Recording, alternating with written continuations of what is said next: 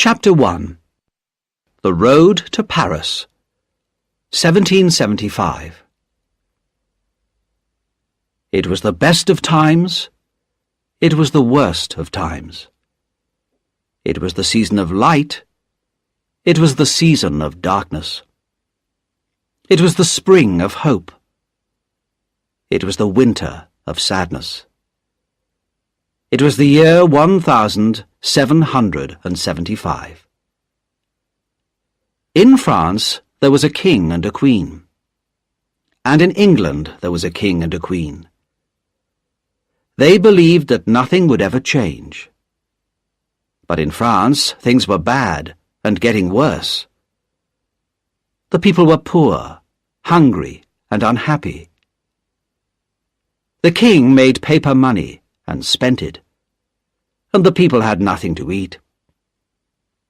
Behind closed doors in the homes of the people, voices spoke in whispers against the king and his noblemen.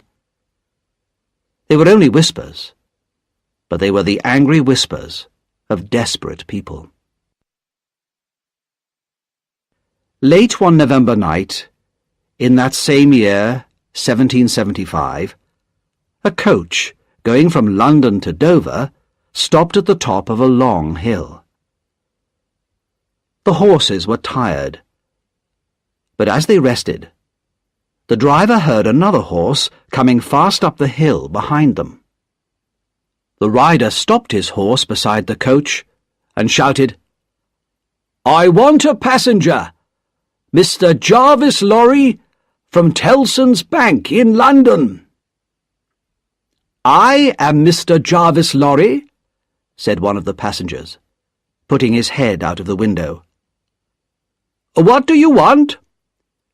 "It's me, Jerry Crancher, from Tellson's Bank, sir," cried the man on the horse. "What's the matter, Jerry?" called Mr. Lorry. "A message for you, Mr. Lorry. You've got to wait at Dover for a young lady." "Very well, Jerry," said Mr. Lorry.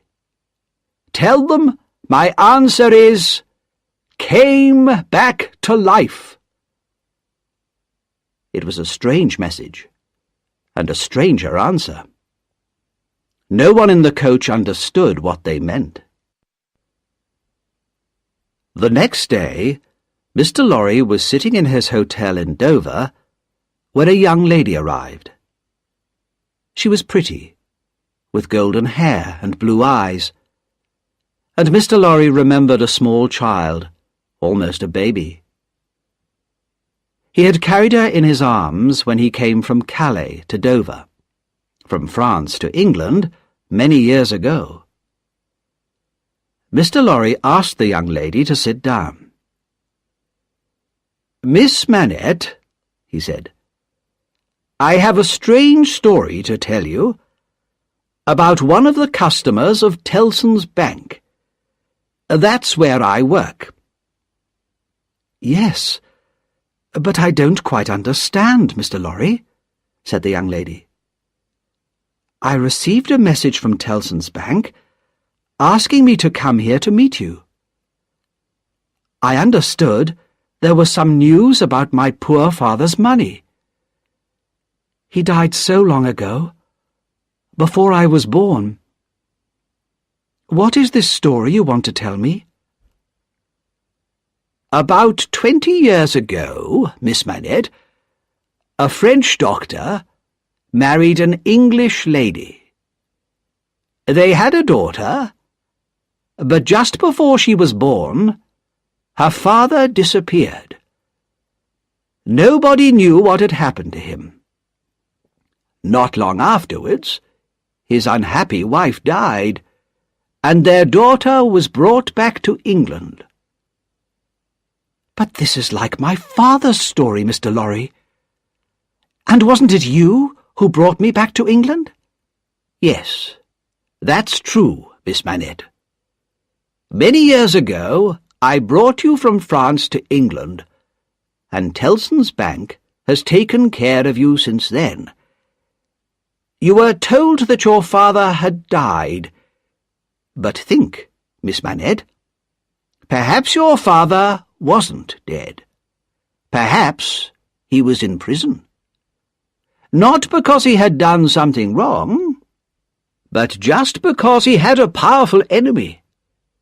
An enemy with the power to send him to prison and to keep him there, hidden and forgotten, for 18 years. Can it be true?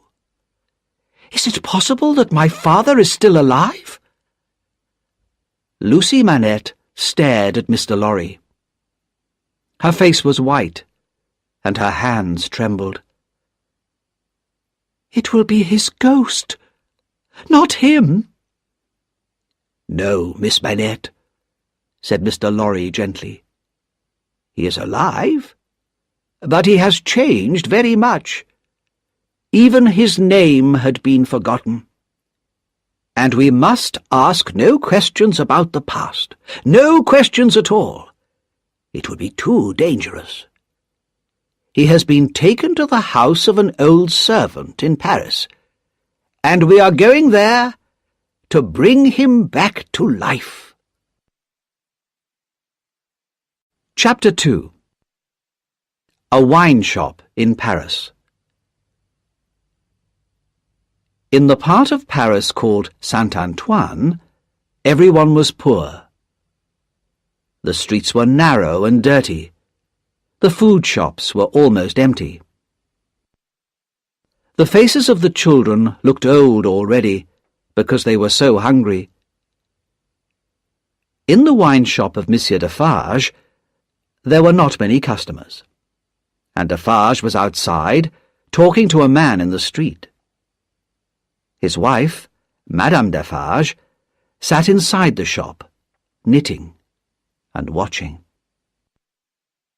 Defarge came in, and his wife looked at him, then turned her eyes to look at two new customers, a man of about 60 and a young lady. Defarge went over to speak to them, suddenly kissed the young lady's hand, and led them out of the back of the shop. They followed him upstairs, many stairs, until they reached the top. Defarge took a key out of his pocket. "Why is the door locked?" asked Mr. Lorry in surprise. "He is a free man now." "Because he has lived too long behind a locked door," replied Defarge angrily. "He is afraid if the door is not locked. That is one of the things they have done to him." "I'm afraid too," whispered Miss Manette. Her blue eyes looked worriedly at Mr. Lorry. "I am afraid of him, of my father." Defarge made a lot of noise as he opened the door. Mr. Lorry and Lucy went into the room behind him. A thin, white-haired man was sitting on a wooden seat. He was very busy making shoes. "Good day," said Defarge. "You are still working hard, I see." After a while they heard a whisper. "Yes, I am still working." "Come," said Defarge. "You have a visitor. Tell him your name." "My name," came the whisper. 105, North Tower." Mr. Lorry moved closer to the old man. "Dr. Manette, don't you remember me, Jarvis Lorry?" he asked gently. The old prisoner looked up at Mr. Lorry, but there was no surprise, no understanding in his tired face, and he went back to work making shoes. Slowly, Lucy came near to the old man. After a while, he noticed her. "Who are you?" he asked. Lucy put her arms around the old man and held him. tears of happiness and sadness running down her face. From a little bag, the old man took some golden hair. He looked at it, and then he looked at Lucy's hair. "It is the same. How can it be?"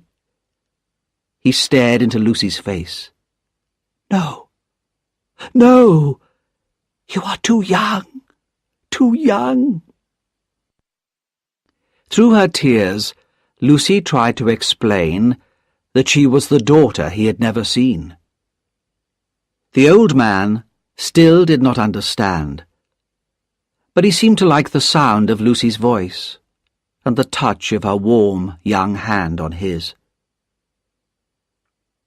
Then Lucy said to Mr. Lorry, "I think we should leave Paris at once. Can you arrange it?" "Yes, of course," said Mr. Lorry. "But do you think he is able to travel?" "He will be better far away from this city, where he has lost so much of his life," said Lucy. "You are right," said Defarge. "And there are many other reasons why Dr. Manette should leave France now." While Mr. Lorry and Defarge went to arrange for a coach to take them out of Paris, Lucy sat with her father.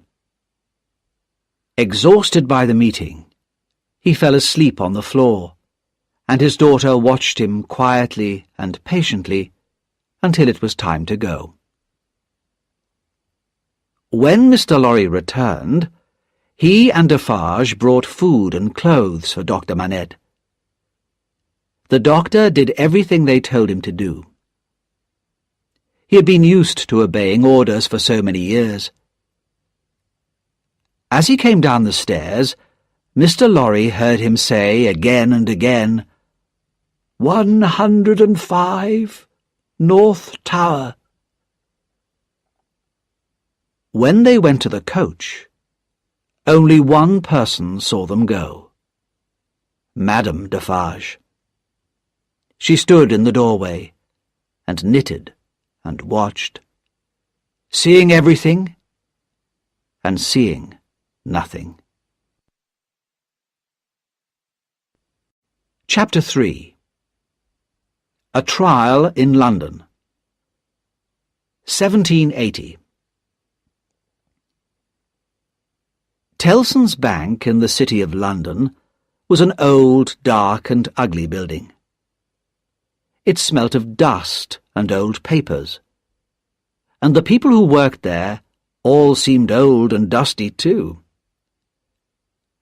Outside the building sat Jerry Cruncher, who carried messages for people in the bank. One morning, in March 1780, Jerry had to go to the Old Bailey to collect an important message from Mr. Lorry. Trials at the Old Bailey were usually for very dangerous criminals, and the prisoner that morning was a young man of about 25, well-dressed and quite calm. "What's he done?" Jerry asked the doorman quietly. "He's a spy. A French spy," the doorman told him. "He travels from England to France and tells the French king secret information about our English army." "What'll happen if he's guilty?" asked Jerry. "Oh, he'll have to die.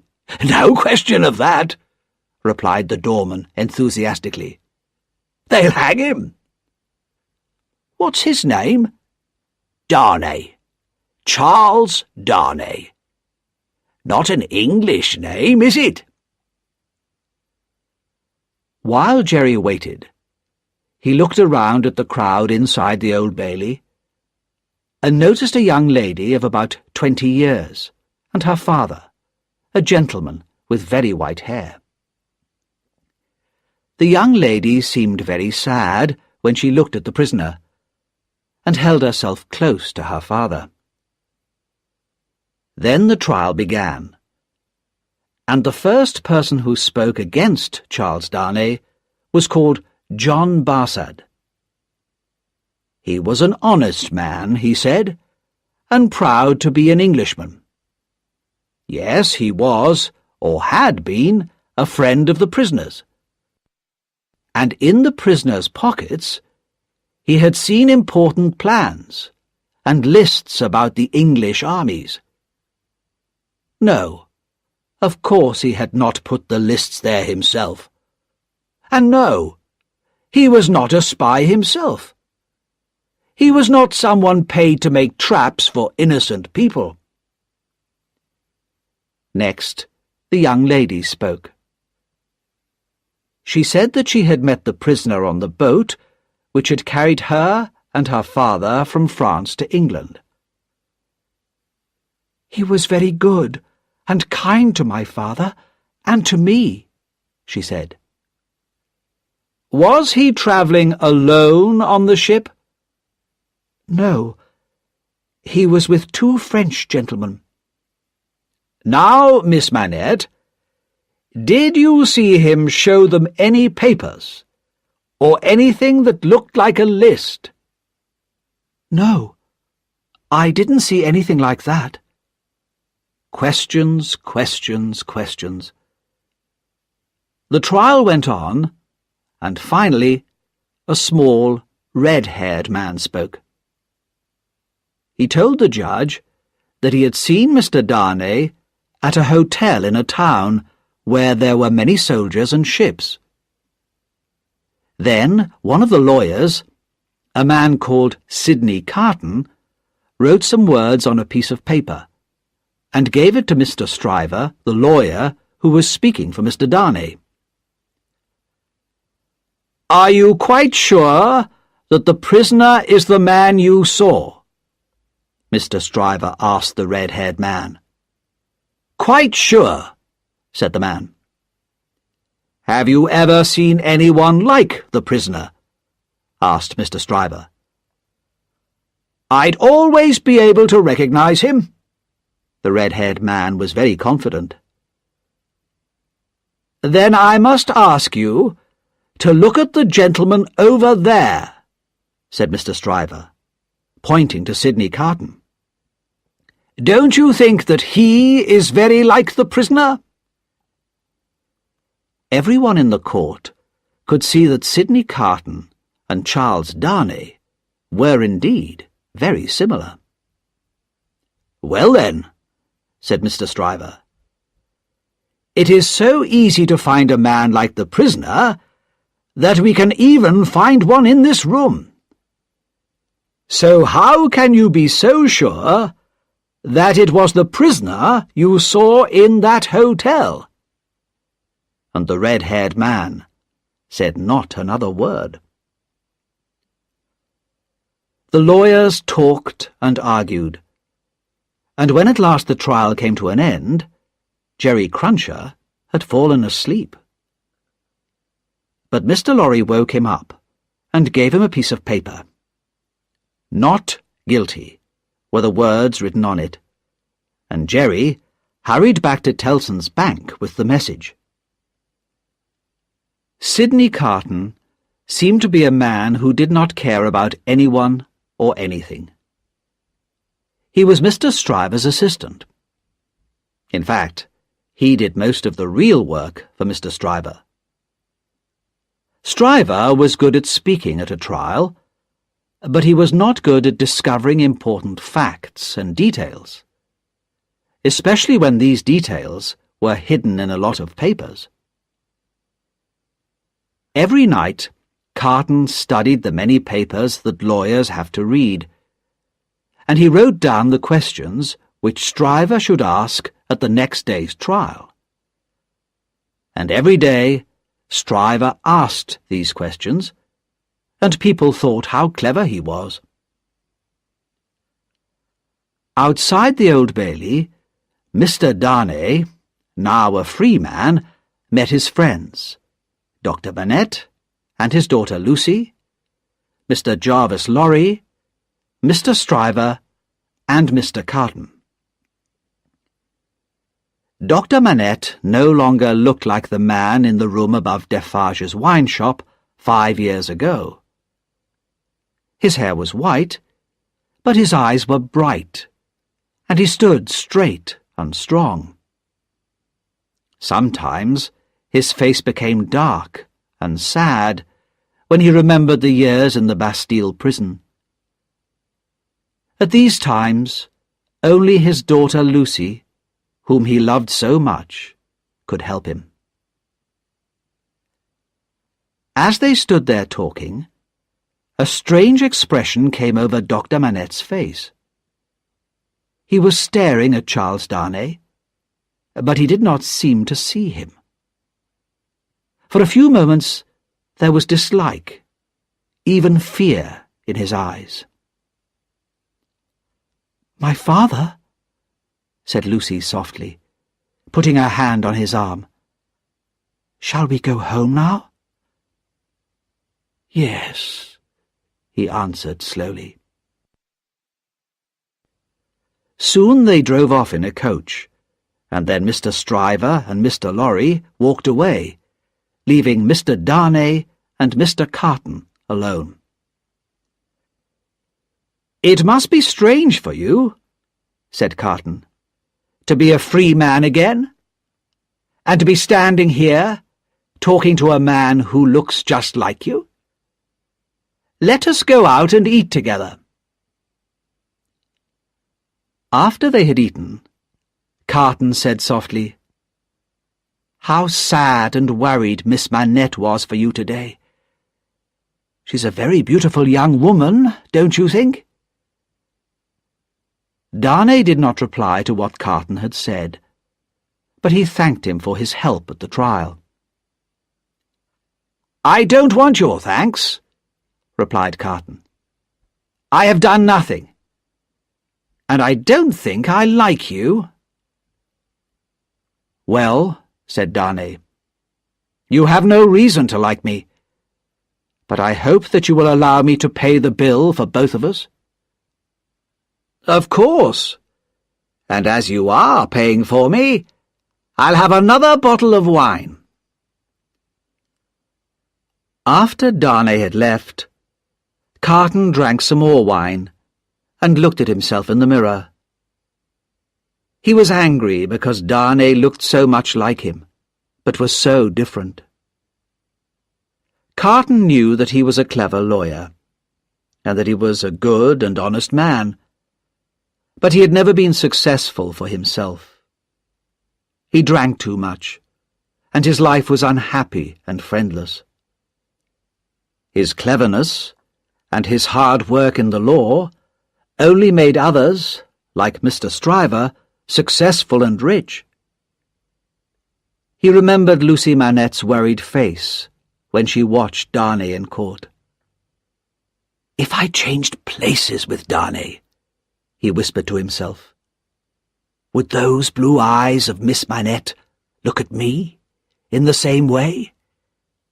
No, no, it's too late now." He drank another bottle of wine and fell asleep. In a quiet street not far away was the house where Dr. Manette and Lucy lived. They had one servant, Miss Pross, who had taken care of Lucy since she was a child. Miss Pross had red hair and a quick, sharp voice, and seemed at first sight a very alarming person. But everybody knew that she was in fact a warm-hearted and unselfish friend, who would do anything to guard her darling Lucy from trouble or danger. Dr. Manette was now well enough to work as a doctor, and he, Lucy, and Miss Pross led a quiet, comfortable life. Mr. Lorry, who had become a close family friend, came regularly to the house, and in the months after the trial, Mr. Darnay and Mr. Carton were also frequent visitors. This did not please Miss Pross at all, who always looked very cross when they came. "Nobody is good enough for my darling Lucy," she told Mr. Lorry one day, "and I don't like all these hundreds of visitors." Mr. Lorry had a very high opinion of Miss Pross, but he wasn't brave enough to argue that 2 visitors were not hundreds. Nobody argued with Miss Pross if they could avoid it. Chapter 4. The Marquis of Evrémonde. The Marquis of Evrémonde was a disappointed man. He had waited for hours at the palace of the King of France, but the king had not spoken to him. Angrily, the Marquis got into his coach and told the driver to take him home. Very soon the coach was driving fast out of Paris, and the people in the narrow streets had to run to get out of the way, if they could. At the corner of a street in Saint-Antoine, one of the coach wheels hit something, and the people in the street screamed loudly. The horses were frightened and stopped. "What has gone wrong?" asked the Marquis calmly, looking out of the window of the coach. A tall man had picked something up from under the feet of the horses, and was crying loudly over it. "Why is that man making that terrible noise?" asked the Marquis impatiently. "I'm sorry, Monsieur the Marquis. It is his child," said one of the people. "Dead! Killed!" screamed the man. The people in the street came close to the coach and looked at the Marquis with stony, silent faces. The Marquis looked back at them in bored dislike. To him, they were no more than animals. "I can't understand," he said coldly, "why you people cannot take care of yourselves and your children. I hope my horses are not hurt." And he threw a gold coin to his driver. "Give this to that man." "Dead!" shouted the father of the child again. Another man came forward. "Be brave, Gaspard. Your child has died quickly, and without pain. It is better to die like that than to go on living in these terrible times." "You are a sensible man," said the Marquis from his coach.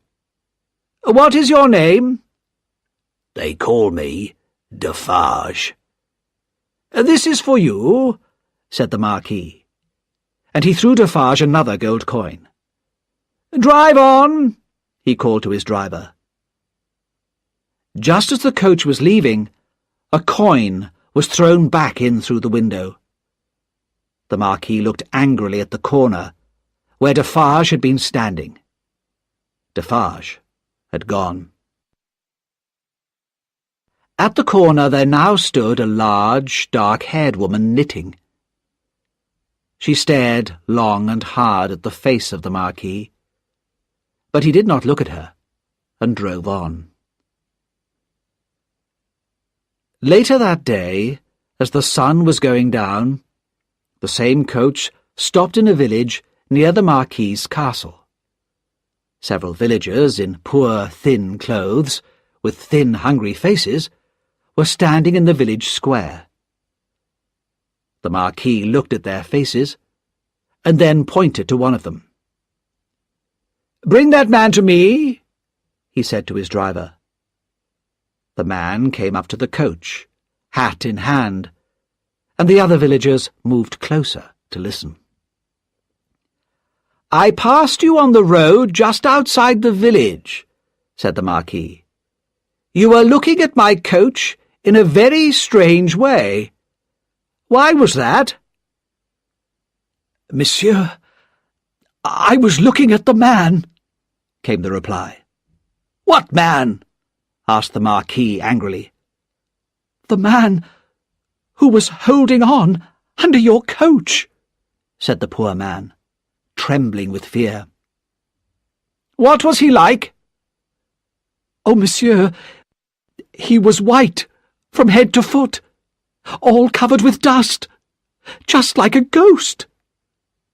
"Where is he now? What happened to him?" "Oh, he ran away down the hill, outside the village." The Marquis turned to speak to another man.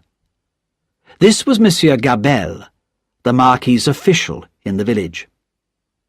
"Gabelle," the Marquis said, "watch out for this man. If he comes here, put him in prison." When the Marquis arrived at his castle, he asked if his nephew, Monsieur Charles, had arrived from England.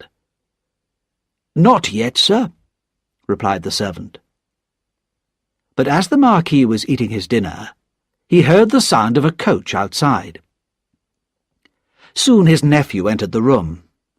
In England, he was known as Charles Darnay.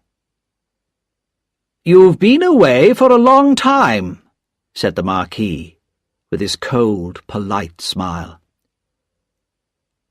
"I've had many problems in England.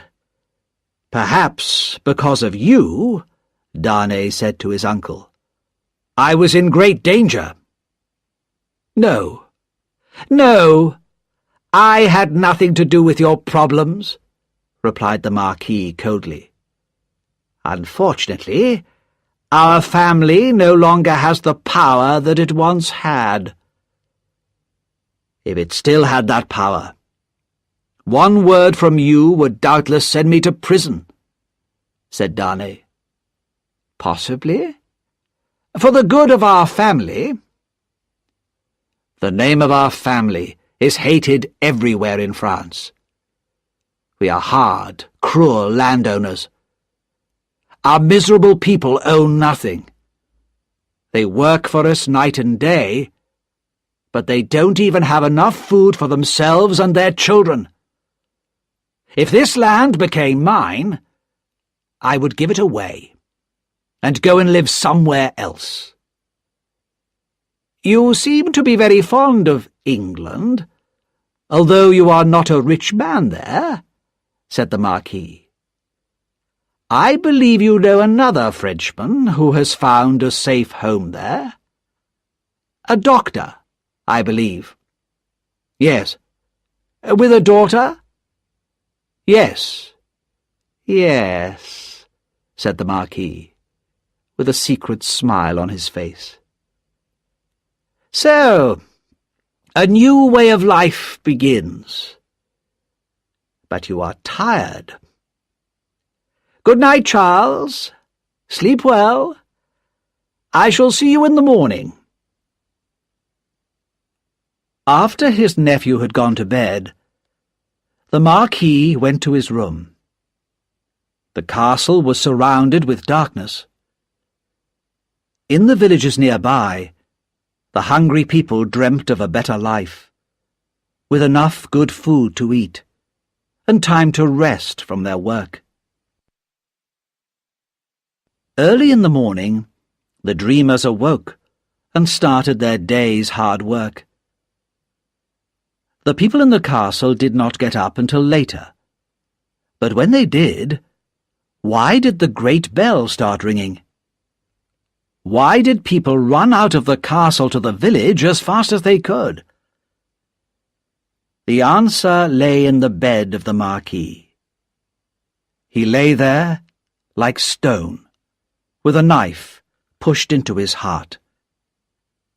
On his chest lay a piece of paper with the words, "Drive him fast to his grave. This is from Jacques." Chapter 5.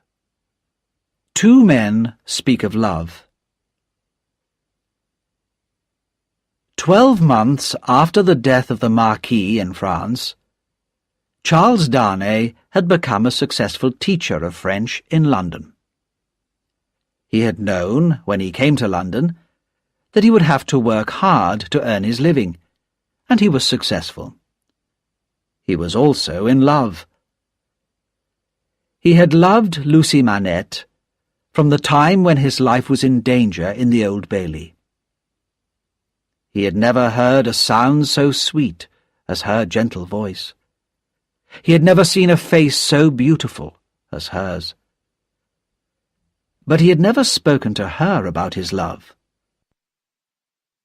The death of his uncle in France had become, over the 12 months, like a dream to him. But he had said nothing to Lucy of his feelings, nor of what had happened. He had good reason for this. But one day in the summer, he came to Dr. Manette's home in London. He knew that Lucy was out with Miss Pross, and he had decided to speak to her father. Dr. Manette was now strong in body and mind, and sad memories of his long years in prison did not come back to him often. When Darnay arrived, the doctor welcomed him warmly. "Dr. Manette," said Darnay, "I know that Lucy is out, but I have come here today to speak to you." There was a silence. "Do you want to speak to me about Lucy?" asked the doctor slowly. "Yes." "Dear Dr. Manette, I love your daughter dearly. If there was ever love in the world, I love Lucy." "I believe you," said Dr. Manette sadly. "It's very hard for me to speak of her at any time. But I believe you, Charles Darnay. Have you spoken to Lucy about your love?" "No, never." "I know how much your daughter means to you, Dr. Manette. Her love for you and your love for her, these are the greatest things in your life and in hers. I love Lucy. With all my heart I love her. But I do not want to come between you and her. The two of you will never be separated because of me." For a moment, Dr. Manette turned his head away, and his eyes were full of fear and pain. Then he looked back at Darnay and tried to smile. "You have spoken very honestly, Charles," he said. "Have you any reason to believe that Lucy loves you?" "None." "Then what do you want from me?" "A promise. A promise that if Lucy ever tells you that she loves me, you will not speak against me, and will tell her what I have said. I know that she would never accept me if she believed that it would make you unhappy." "I can promise you more than that, Charles. If Lucy ever tells me that she loves you, I shall give her to you." "Thank you, Dr. Manette," said Darnay gratefully. "There is one more thing. My name in England is not my real name. I want to tell you what my real name is, and why I am in England." "Stop!" said the doctor. He had even put his hands over his ears. "I don't want to know. Tell me when I ask you. If Lucy agrees to marry you, you shall tell me on the morning of your marriage." It was dark when Darnay left Dr. Manette, and it was some time later when Lucy and Miss Pross came home. "Father," Lucy called, "where are you?" She heard no answer, but there were strange sounds coming from her father's bedroom. Frightened, she ran upstairs and found her father, pale and silent, busy at his old prison work of making shoes. The shadow of the Bastille had fallen on him again. She took his arm and spoke gently to him, and together they walked up and down for a long time, until at last Dr. Manette went quietly to bed.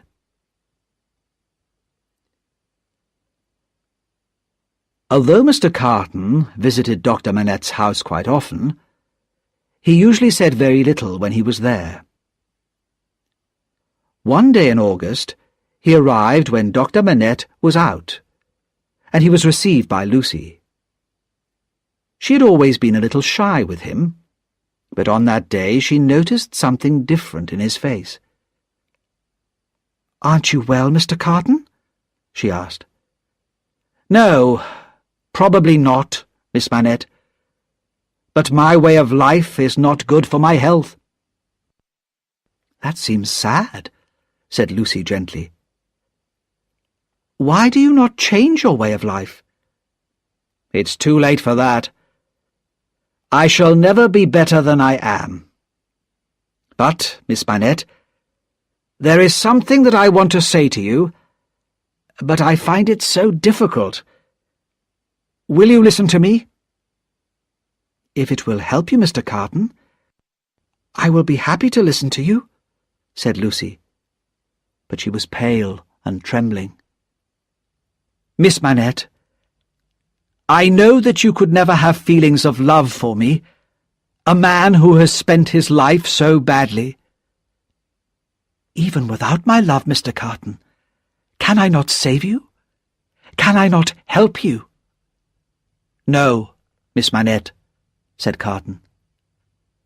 "Even if it was possible for you to love me, it is too late for me.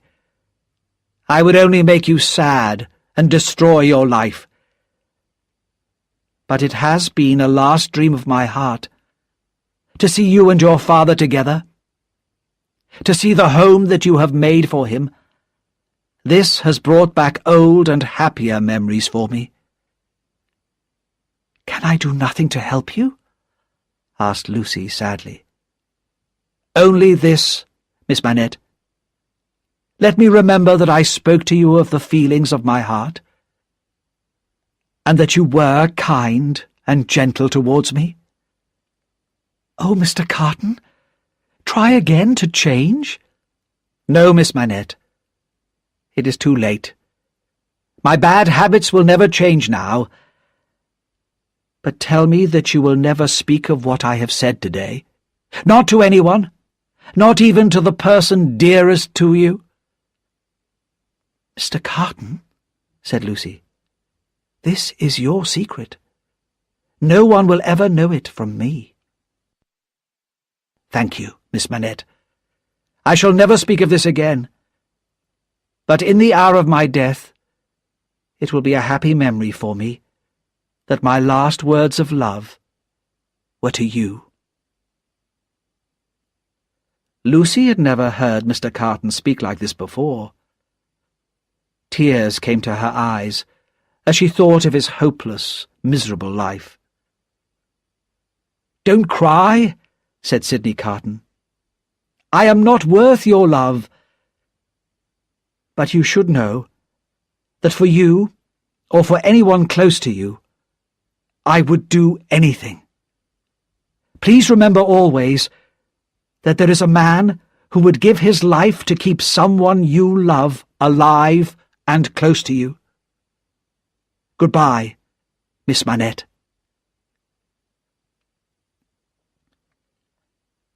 On the day of Lucy's marriage to Charles Darnay, Mr. Lorry and Miss Pross stood, with Lucy, outside the door of Dr. Manette's room.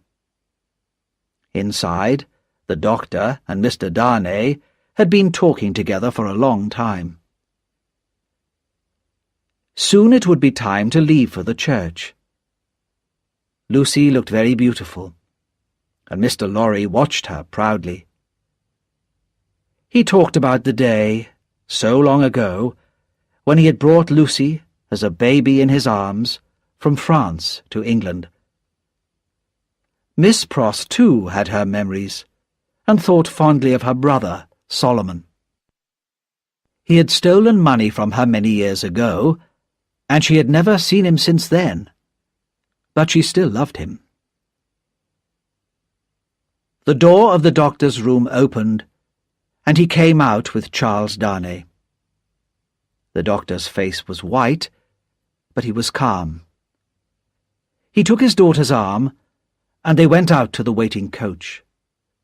The others followed in a second coach, and soon, in a nearby church, Lucy Manette and Charles Darnay were married.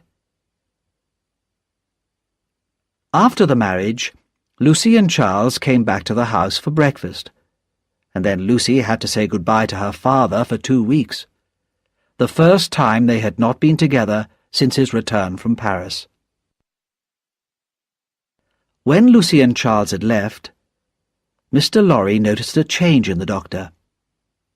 A little sadness was natural, but there was a lost, frightened look in the doctor's eyes, which worried Mr. Lorry very much. When he left to go to Tellson's bank, he whispered to Miss Pross that he would return as quickly as he could. 2 hours later, he hurried back to the house, and Miss Pross met him at the door. "Oh, what shall we do, Mr. Lorry?" she cried. "He doesn't know me, and is making shoes again." Mr. Lorry went up to the doctor's room. "Dr. Manette, my dear friend, look at me. Don't you remember me?" But Dr. Manette said nothing, and worked on in silence. Once again he was a prisoner in the Bastille, without friends or family, without even a name of his own. For 9 days and 9 nights, the shoemaker worked on, leaving his table only to sleep, eat, or walk up and down his room. Mr. Lorry sat with him night and day, talking gently to him from time to time, trying to bring his friend's mind back to the present. Then, at last, on the 10th morning, the shoemaking work was put away, and Dr. Alexandre Manette, pale but calm, was his old self again. Lucy was never told, and in the quiet and happy years that followed her marriage, Dr. Manette remained strong in mind and body. Chapter 6. Stormy Years in France. In Monsieur Defarge's wine shop in Saint-Antoine, customers came and went all the time. They came to drink the thin, rough wine, but more often they came to listen and to talk and to wait for news. One day there were more customers than usual. Defarge had been away for 3 days, and when he returned that morning, he brought a stranger with him, a man who repaired roads. "Madam," Defarge said to his wife, "this man, who is called Jacques, has walked a long way with me." One customer got up and went out. "This mender of roads," continued Defarge, "who is called Jacques, is a good man. Give him something to drink." A second man got up and went out. The man who repaired roads sat down and drank. A third man got up and went out. "Have you finished, my friend?" said Defarge. "Then come and see the room I promised you." They went upstairs to the room where Dr. Manette had sat making shoes. The 3 men who had left the wine shop were waiting. Defarge spoke to them. "No names. You are Jacques 1, Jacques 2, and Jacques 3. I am Jacques 4. This is Jacques 5. He brings us news of our poor friend Gaspard, whose child was killed by the Marquis's coach a year ago. I first saw Gaspard, said Jacques 5, holding on under the Marquis's coach as it drove into our village. He ran away. But that night, the Marquis was murdered. Gaspard disappeared, and was only caught a few weeks ago. The soldiers brought him into the village and hanged him. And they have left his body hanging in the village square, where the women go to fetch water, and our children play. When Jacques 5 had left them, Jacques 1 said to his friends, "What do you say? Shall we put their names on the list?" "Yes, all of them. The castle and all of the family of Monde." "Is the list safe?" asked Jacques 2. "Yes, my friend," said Defarge. "My wife remembers everything. But more than that, every name is carefully knitted into her work. Nothing can be forgotten." A few days later, Defarge reported to his wife some news from his friend, Jacques, in the police. "A new spy has been sent to Saint-Antoine. His name is Barsad. John Barsad. He's English." "What does he look like? Do we know?" "He's about 40 years old, quite tall, black hair, thin face," said Defarge. "Good," said his wife. "I'll put him on the list tomorrow." "But you seem tired tonight, and sad." "Well," said Defarge, "it is a long time." "It takes time to prepare for change. The crimes against the people of France cannot be revenged in a day." "But we may not live to see the end." "Even if that happens," replied Madame Defarge, "we shall help it to come. But I believe that we shall see the day of our revenge against these hated noblemen." The next day, a stranger came into the wine shop. At once, Madame Defarge picked up a rose from the table and put it in her hair. As soon as they saw this, the customers stopped talking, and one by one, without hurrying, left the wine shop. "Good day, madame," said the stranger. "Good day, monsieur," said Madame Defarge. But to herself she said, "About 40 years old, tall, black hair, thin face. Yes, I know who you are, Mr. John Barsad." "Is business good?" asked the stranger. "Business is bad. The people are so poor." Madame Defarge looked over to the door. "Ah, here is my husband." "Good day, Jacques," said the spy. "You're wrong," said Defarge, staring at him. "That's not my name. I am Ernest Defarge." "It's all the same," said the spy easily. "I remember something about you, Monsieur Defarge. You took care of Dr. Manette when he came out of the Bastille." "That's true," said Defarge. "Have you heard much from Dr. Manette and his daughter? They're in England now."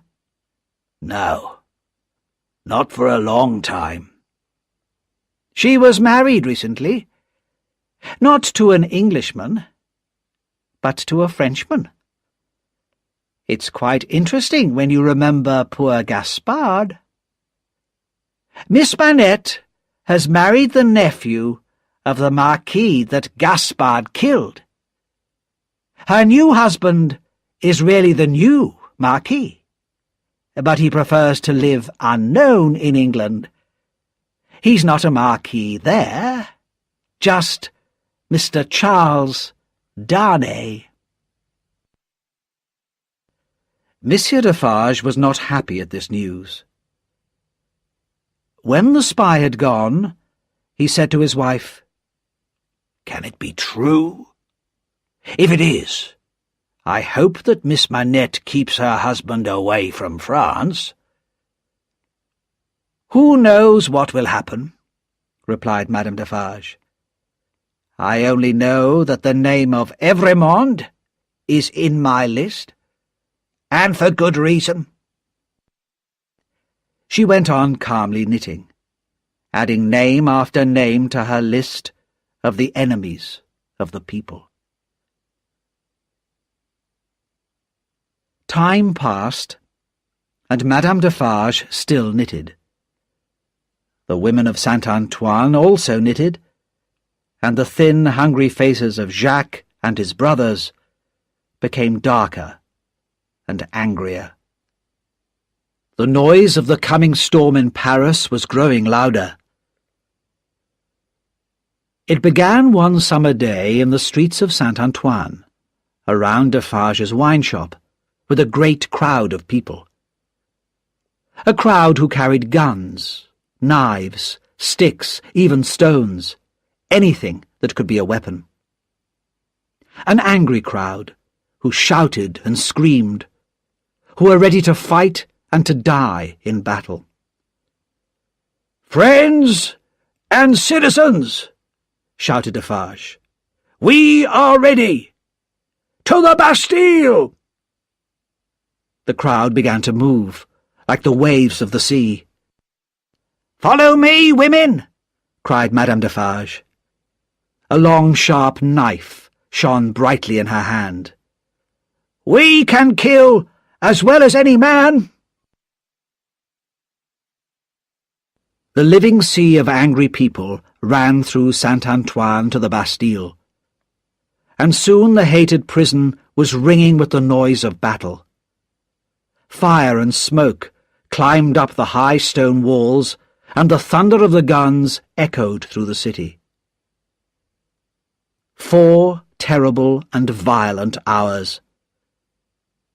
Then a white flag appeared above the walls, and the gates were opened.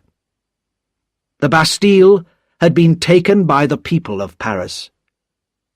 Soon the crowds were inside the building itself, and shouting, "Free the prisoners!" But Defarge put his strong hand on the shoulder of one of the soldiers. "Show me the North Tower.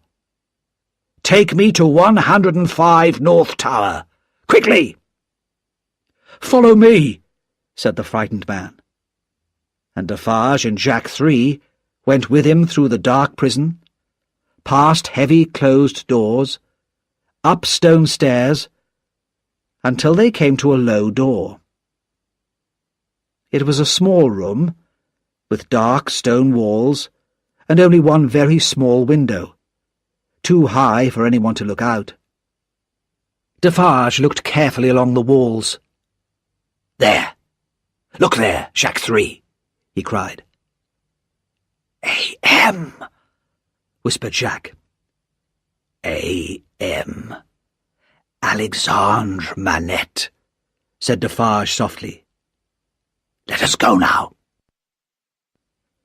But before they left, they searched the room and the furniture very carefully, looking for small hiding places. Then they returned to the crowds below. The Bastille and its officers were now in the hands of the people, and the people wanted revenge and blood. "At last, it has begun, my dear," said Defarge to his wife. It was the 14th of July, 1789. In the village where the Marquis had lived, and where Gaspard had died, life was hard. Everything was old and tired and broken down. The people, the land, the houses, the animals. In the past, everything and everybody had had to work for the Marquis, and he had given nothing in return. But now, strangers were travelling about the country. Strangers who were poor like the people, but who talked about new ideas, ideas which had started in Paris and were now running like fire across the country. The road mender, who had brought the news of Gaspard to Paris, still worked repairing the roads.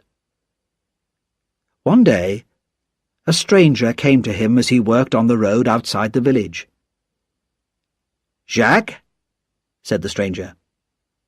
He shook the road mender's hand and turned to look at the Marquis's castle on the hill.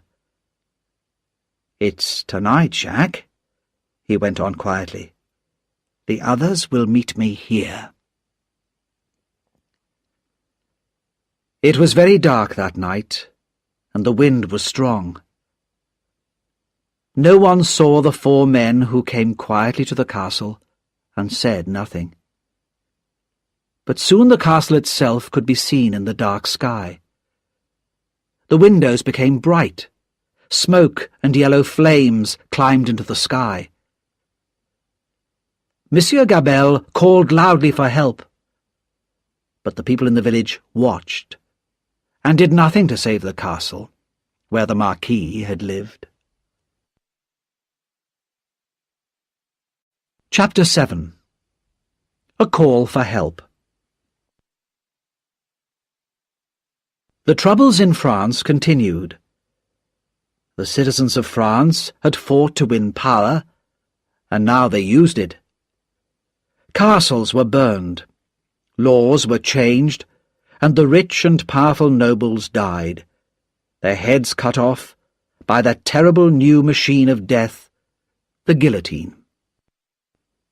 In Paris, the king was put in prison, and in 1792 the people of France sent him to the guillotine as well. The French Revolution was now 3 years old, but there were more years of terror to come. Not all the rich nobles had died. Some had escaped to England. Some had even sent or brought their money to London before the Revolution began. And Tellson's Bank, which the French emigrants used, had become a meeting place where they could hear and talk about the latest news from France. One wet August day, Mr. Lorry sat at his desk in the bank talking to Charles Darnay. The years since Charles's marriage had seen the arrival of a daughter, little Lucy, who was now 9 years old.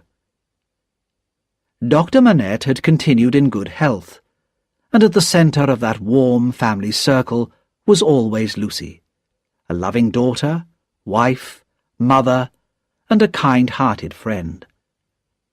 Even Sidney Carton, though his old bad ways were unchanged, was a family friend, and very much a favourite with little Lucy.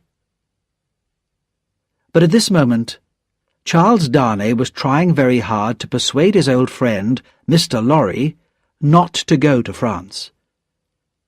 "It's too dangerous. The weather is not good. The roads are bad. Think of your age," he said.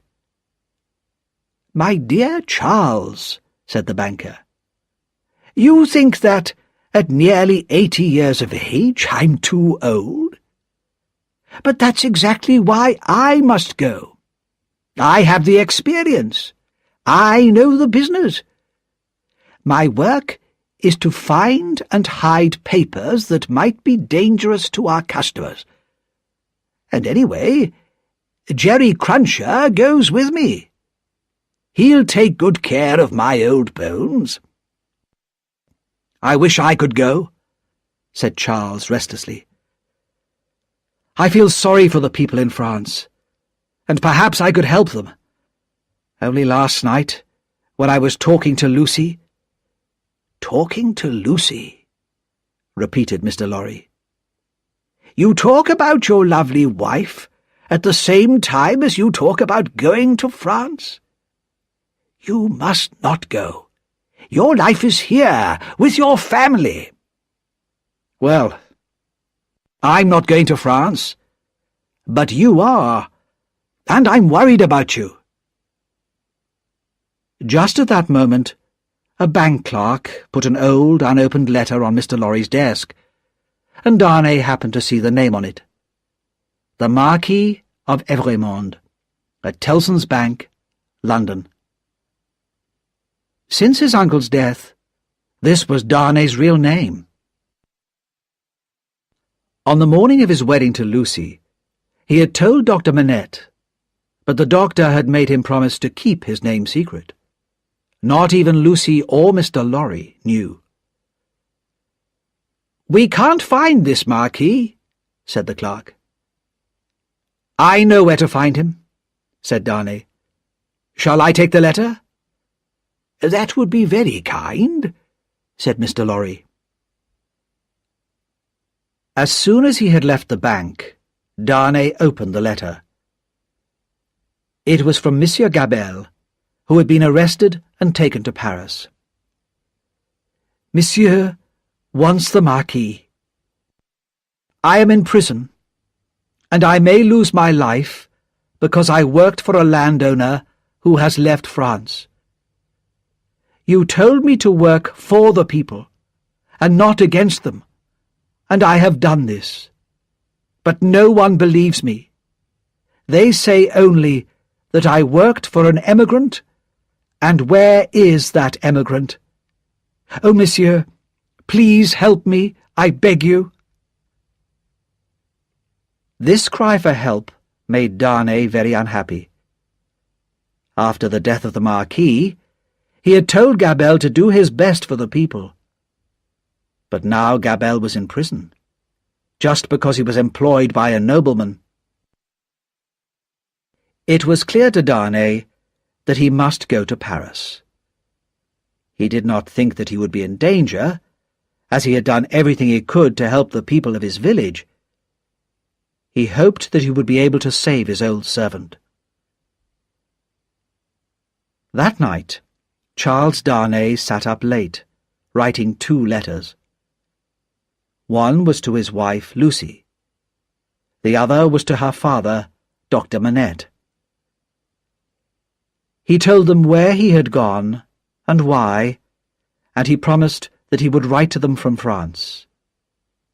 He had left secretly, he wrote, to save them from worrying. The next day he went out, without saying anything to them of his plans.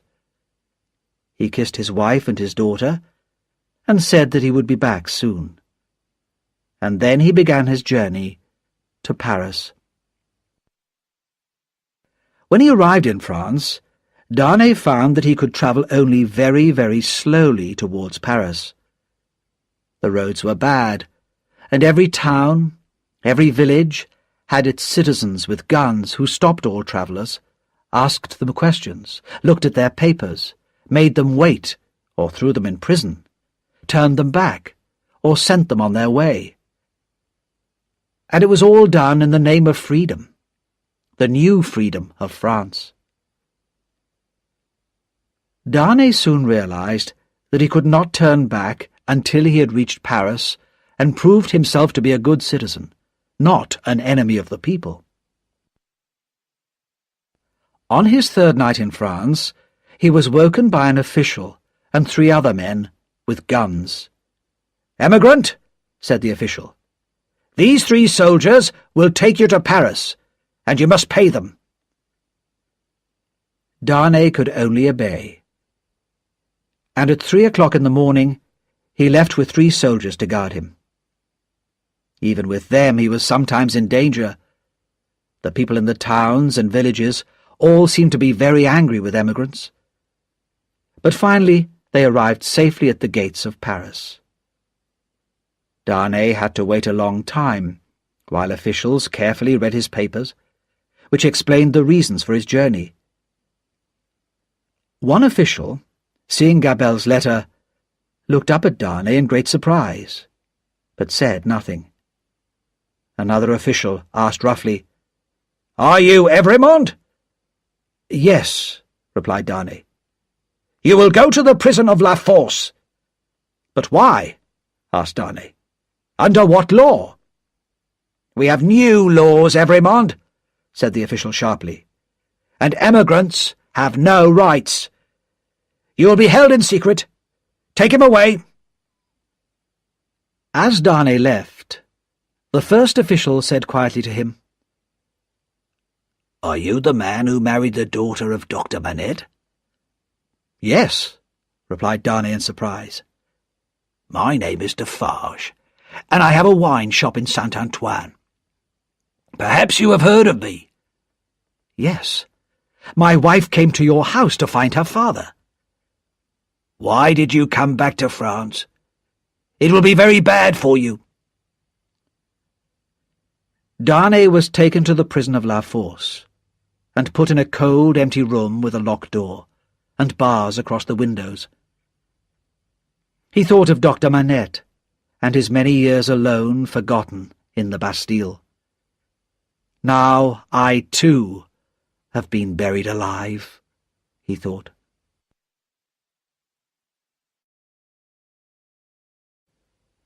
Chapter 8.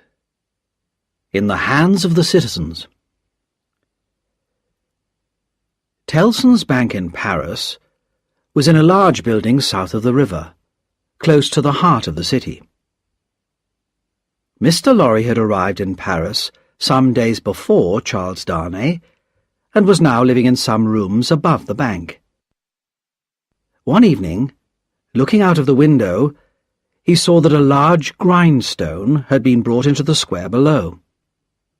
There was a wild, shouting crowd around it, busy sharpening their knives and swords and axes, which were already red with blood. With shaking hands, Mr. Lorry closed the window.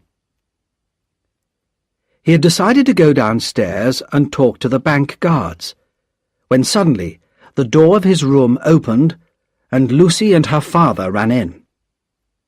"Lucy! Manette!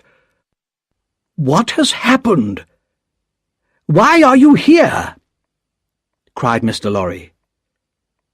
"Charles is in Paris," cried Lucy.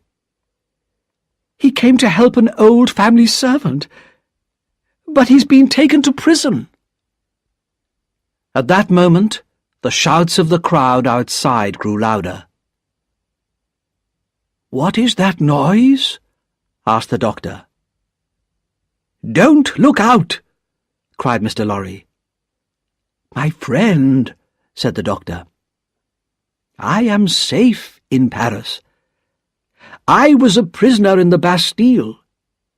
Everybody knows about me and how I suffered. Already people want to help me. They gave us news of Charles. Even so, don't look outside. Where is Charles?" "In the prison of La Force." "La Force? Dear Lucy, you can do nothing tonight. You must go to one of the rooms here and wait. I must talk with your father at once." Lucy kissed him and left the room. "Quick, Manette," said Mr. Lorry.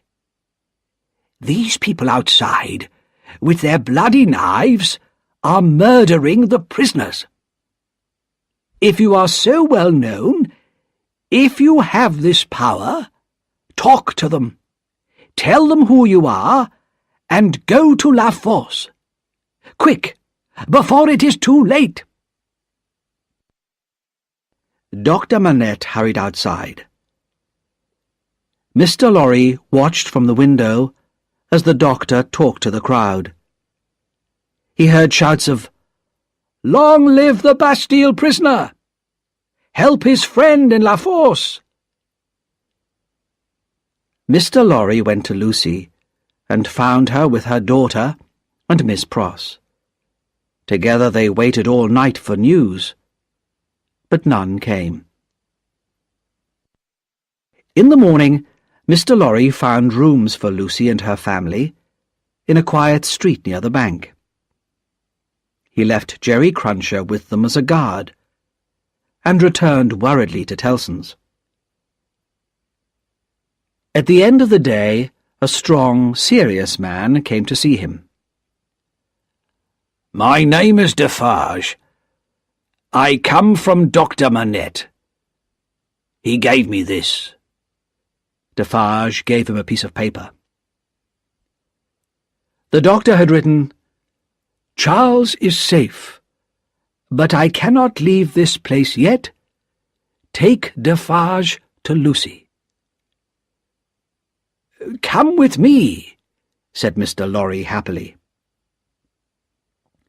They went downstairs, and at the front door found Madame Defarge knitting.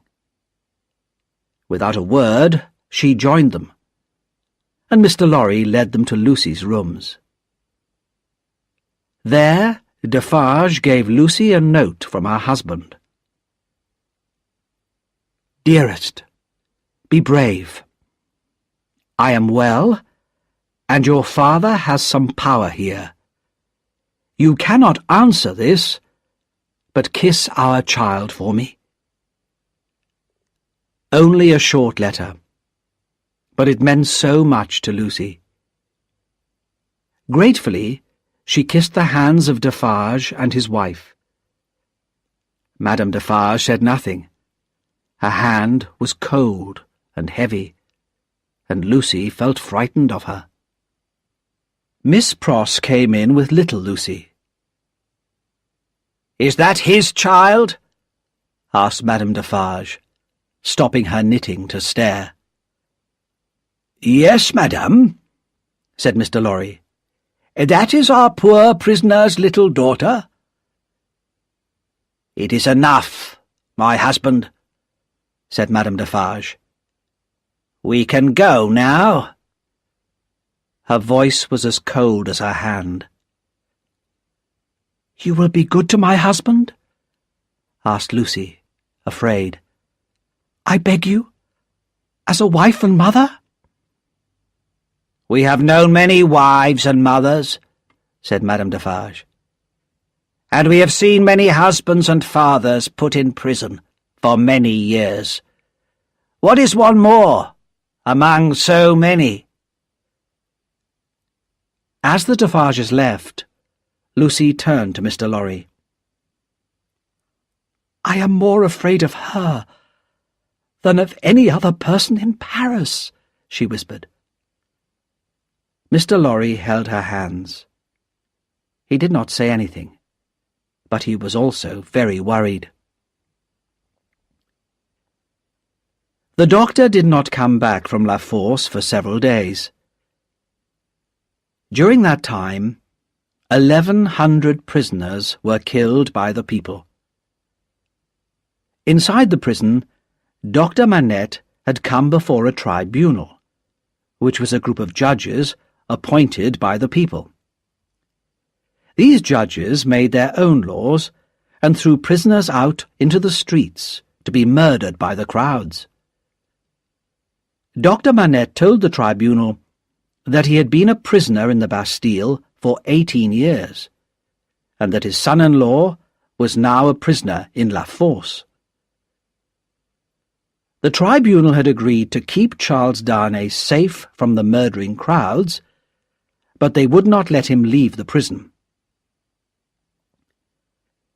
Dr. Manette seemed to become stronger as he lived through these terrible days, doing everything he could to save his daughter's husband.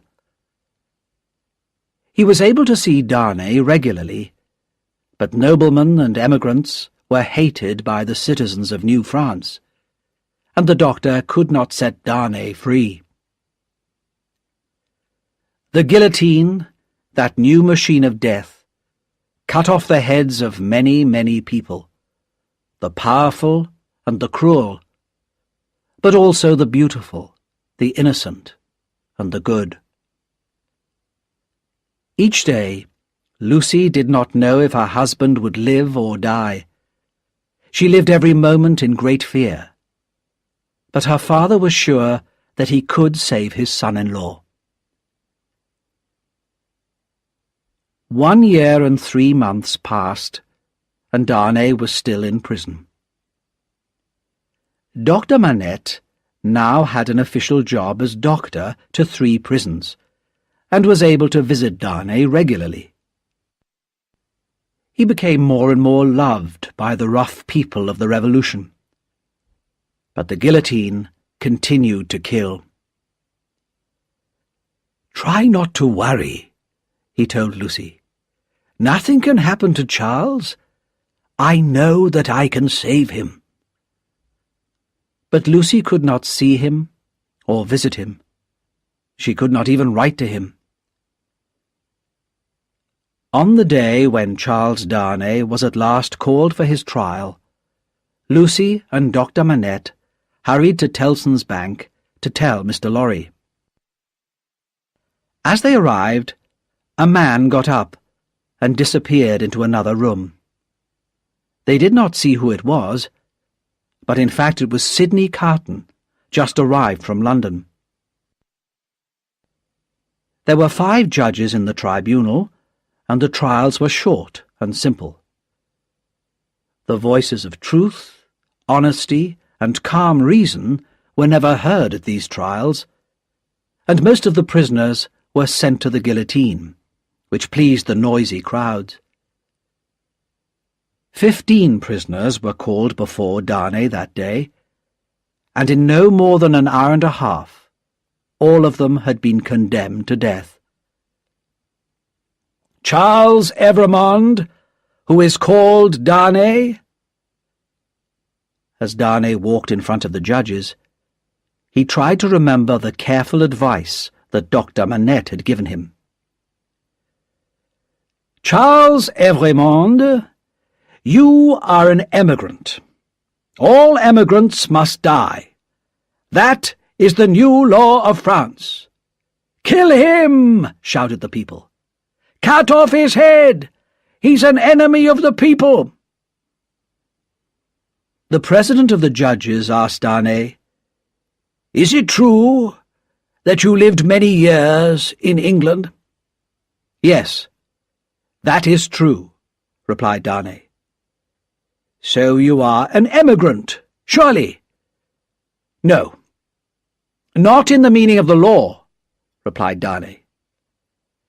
"I earn my own living in England. I have never wanted or used the name of Marquis, and I did not want to live by the work of the poor people of France. So I went to live and work in England, long before the Revolution." "And did you marry in England?" "Yes. I married a Frenchwoman, the daughter of Dr. Manette, a prisoner of the Bastille, and a well-known friend of all good citizens." These words had a happy effect on the crowd. Those who had shouted for his death now shouted for his life. Then Monsieur Gabelle and Dr. Manette spoke for Charles Darnay.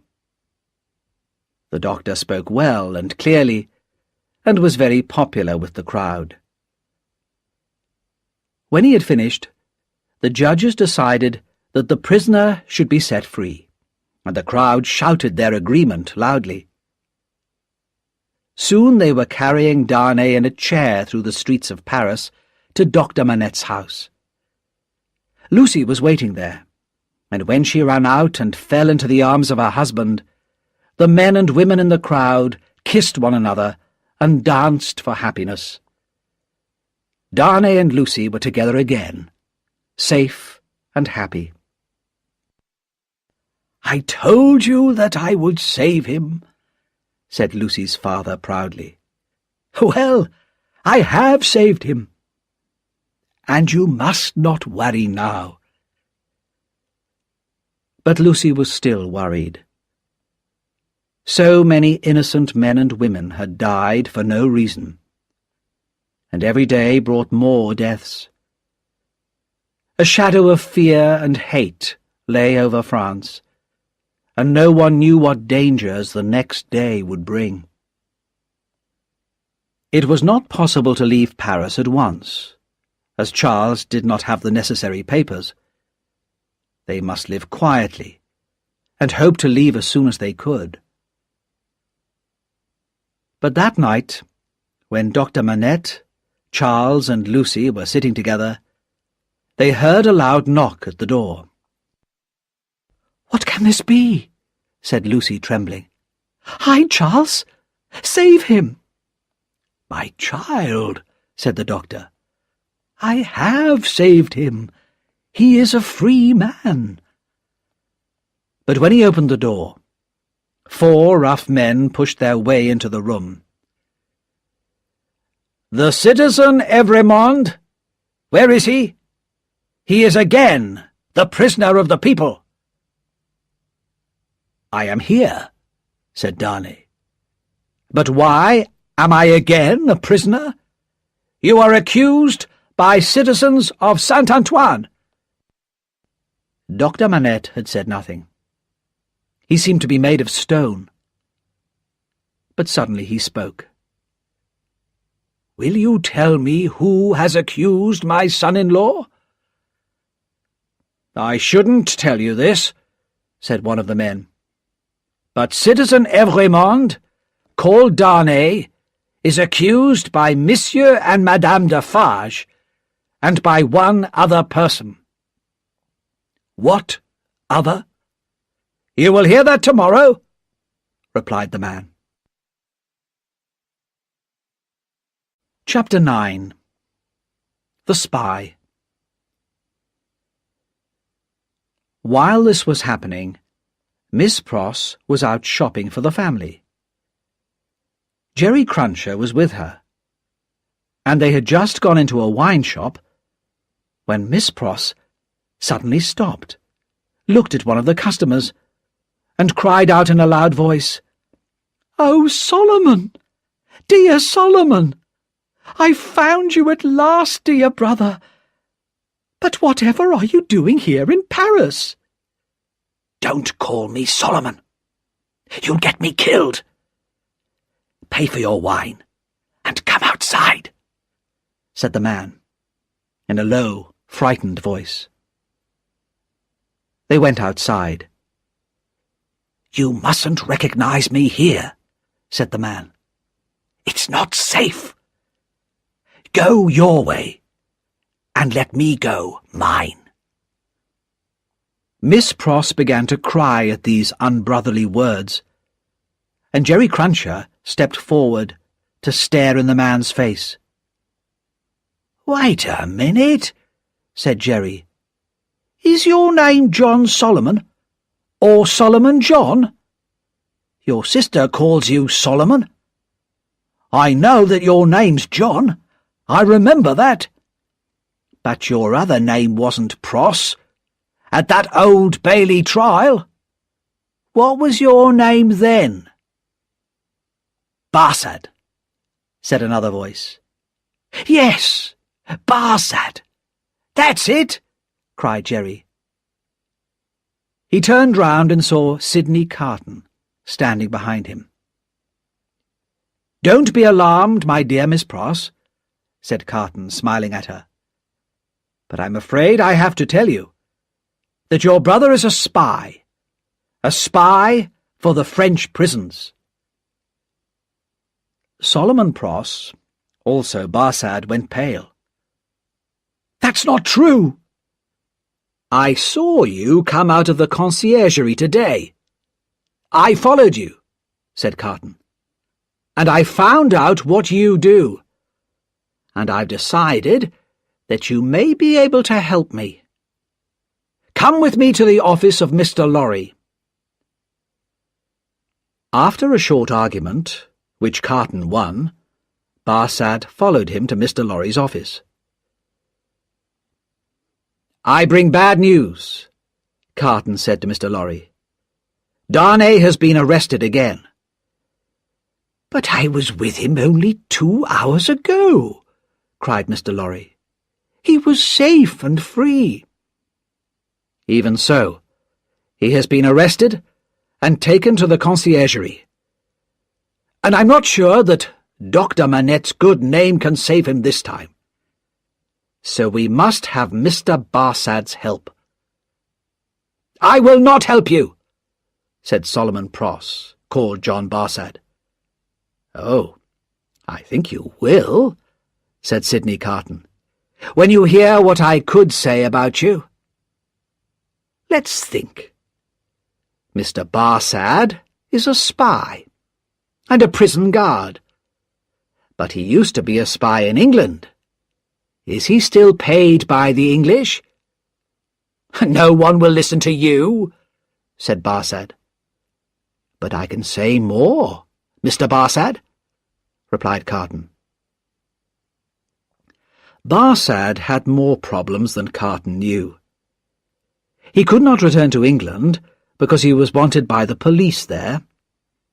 And in France, before he became a prison guard for the Citizens' Revolution, he had been a spy for the King's officers. He knew that Madame Defarge, that terrible woman, had knitted his name into her list of enemies of the people. Most of those on her list had already been killed by the guillotine, and Barsad did not want to be next. "You seem worried, Mr. Barsad," said Carton calmly. The spy turned to Mr. Lorry. "Miss Pross is my sister, sir. Would you send her brother to his death, sir?" "The best thing for your sister, Mr. Barsad," said Carton smoothly, "is not to have a brother like you. I think I will inform the tribunal that I suspect you of spying for England. You will be condemned at once, I am sure." "All right," Barsad said slowly. "I'll help you. But don't ask me to do anything that will put my life in danger, because I won't do it." "You're a guard at the conciergerie prison, where Darnay is, aren't you?" said Carton. "Come, let us talk privately in the next room." When Mr. Carton returned alone, Mr. Lorry asked what he had done. "Not much," replied Carton. "But if it goes badly for Darnay tomorrow, I can visit him once. It's all I could do." "But that will not save him," cried Mr. Lorry sadly. "I never said it would." Mr. Lorry was an old man now, with a life of hard work behind him.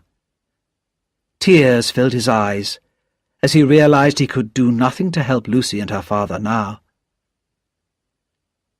Sidney Carton felt very sorry for Mr. Lorry.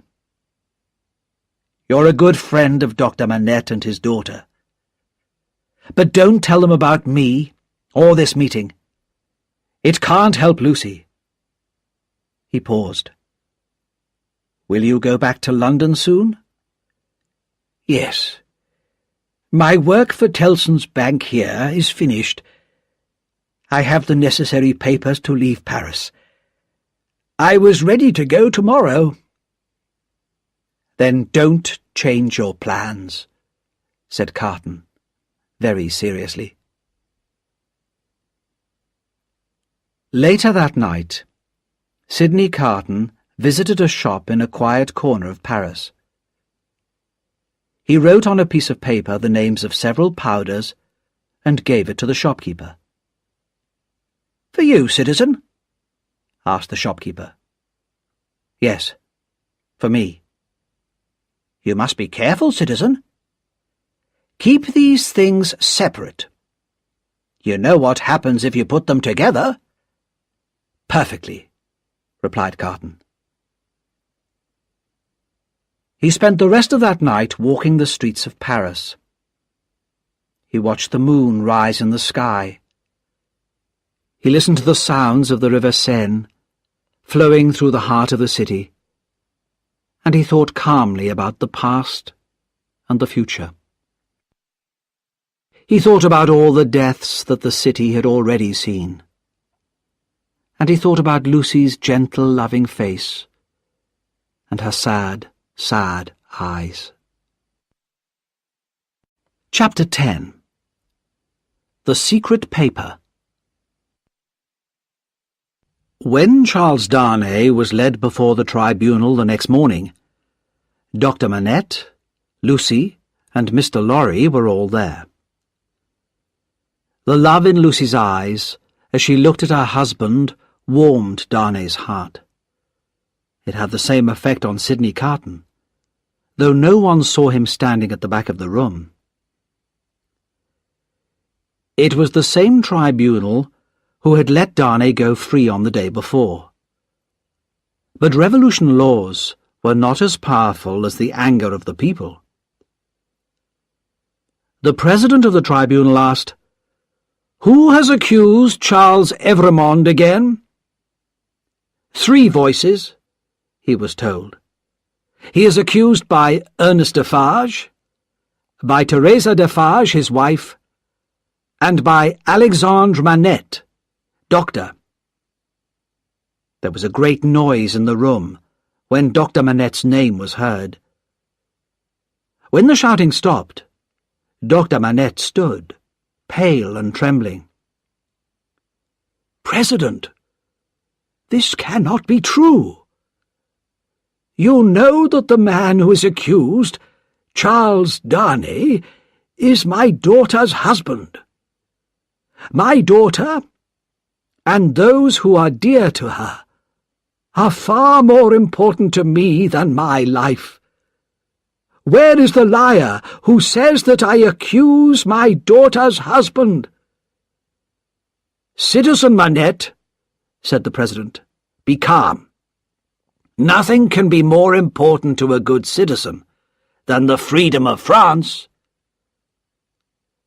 Defarge came forward to answer questions. He told how he had been at the Bastille at the beginning of the Revolution, when that hated prison had been taken by the citizens. "I knew that Dr. Manette had been kept in a room known as 105 North Tower. It was the only name he had when he came to me in 1775. I went to the room, and hidden in a hole, I found a written paper. It is in Dr. Manette's writing." "Read it to us," said the president. And the crowd fell silent and listened.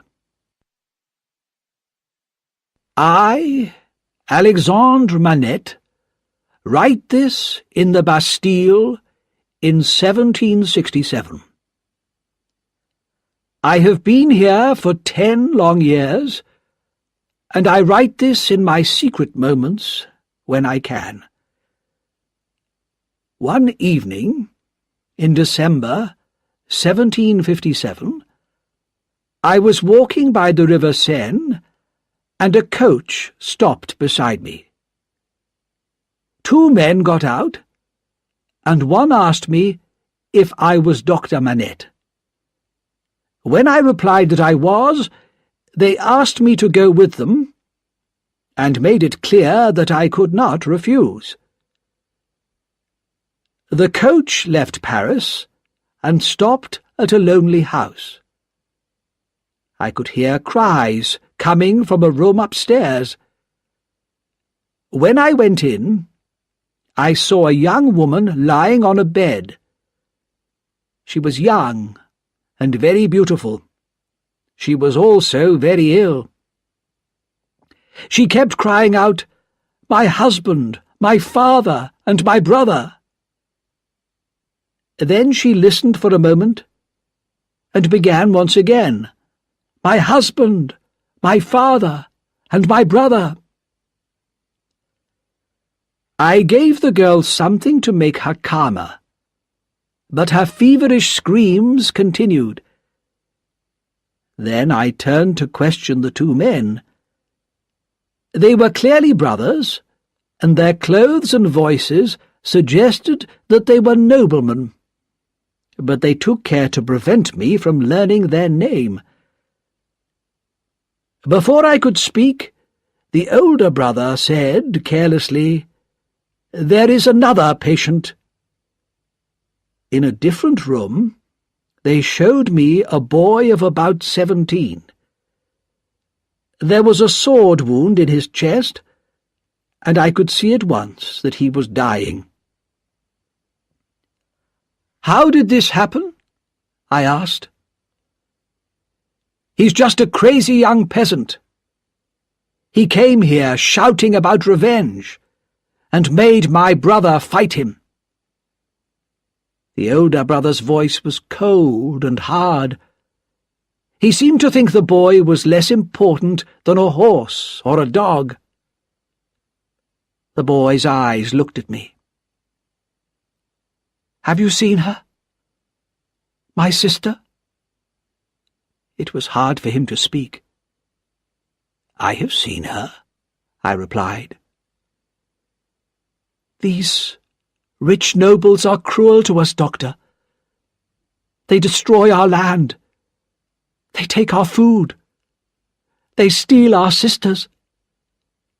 My sister loved a man in our village. He was sick, but she married him to take care of him.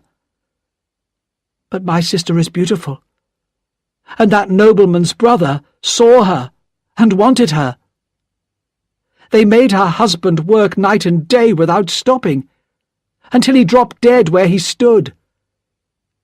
Then they took my sister away. When my father heard what had happened, the news was too much for his poor heart, and he died suddenly.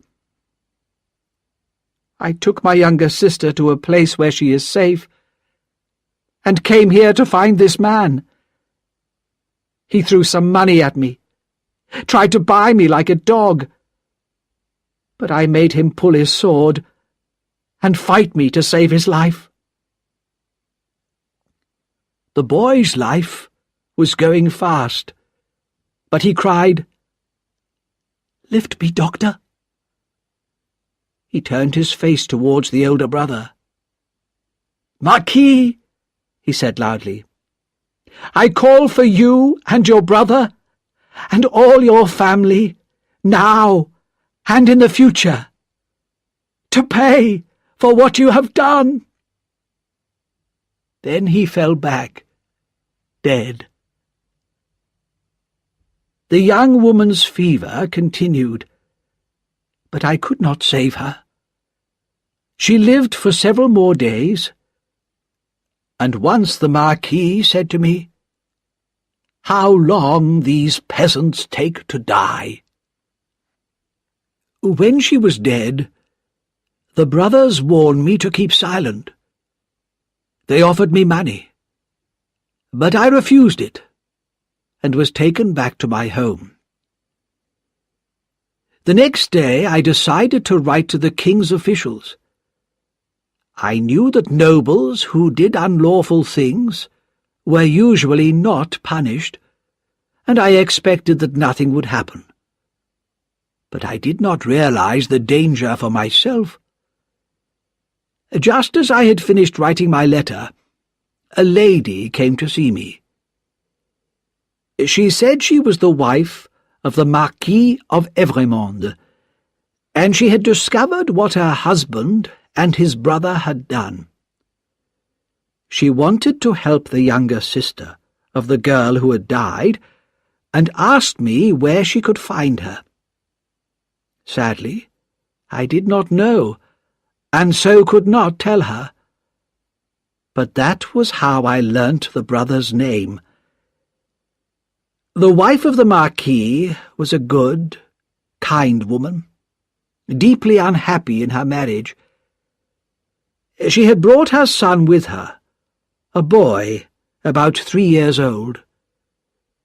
"If I cannot find this poor girl," she said, "I shall tell my son to continue the search after my death. You will remember that, little Charles, won't you?" The child answered, Yes. Later that day, I sent my letter to the king's officials, and that night there was a knock at my door.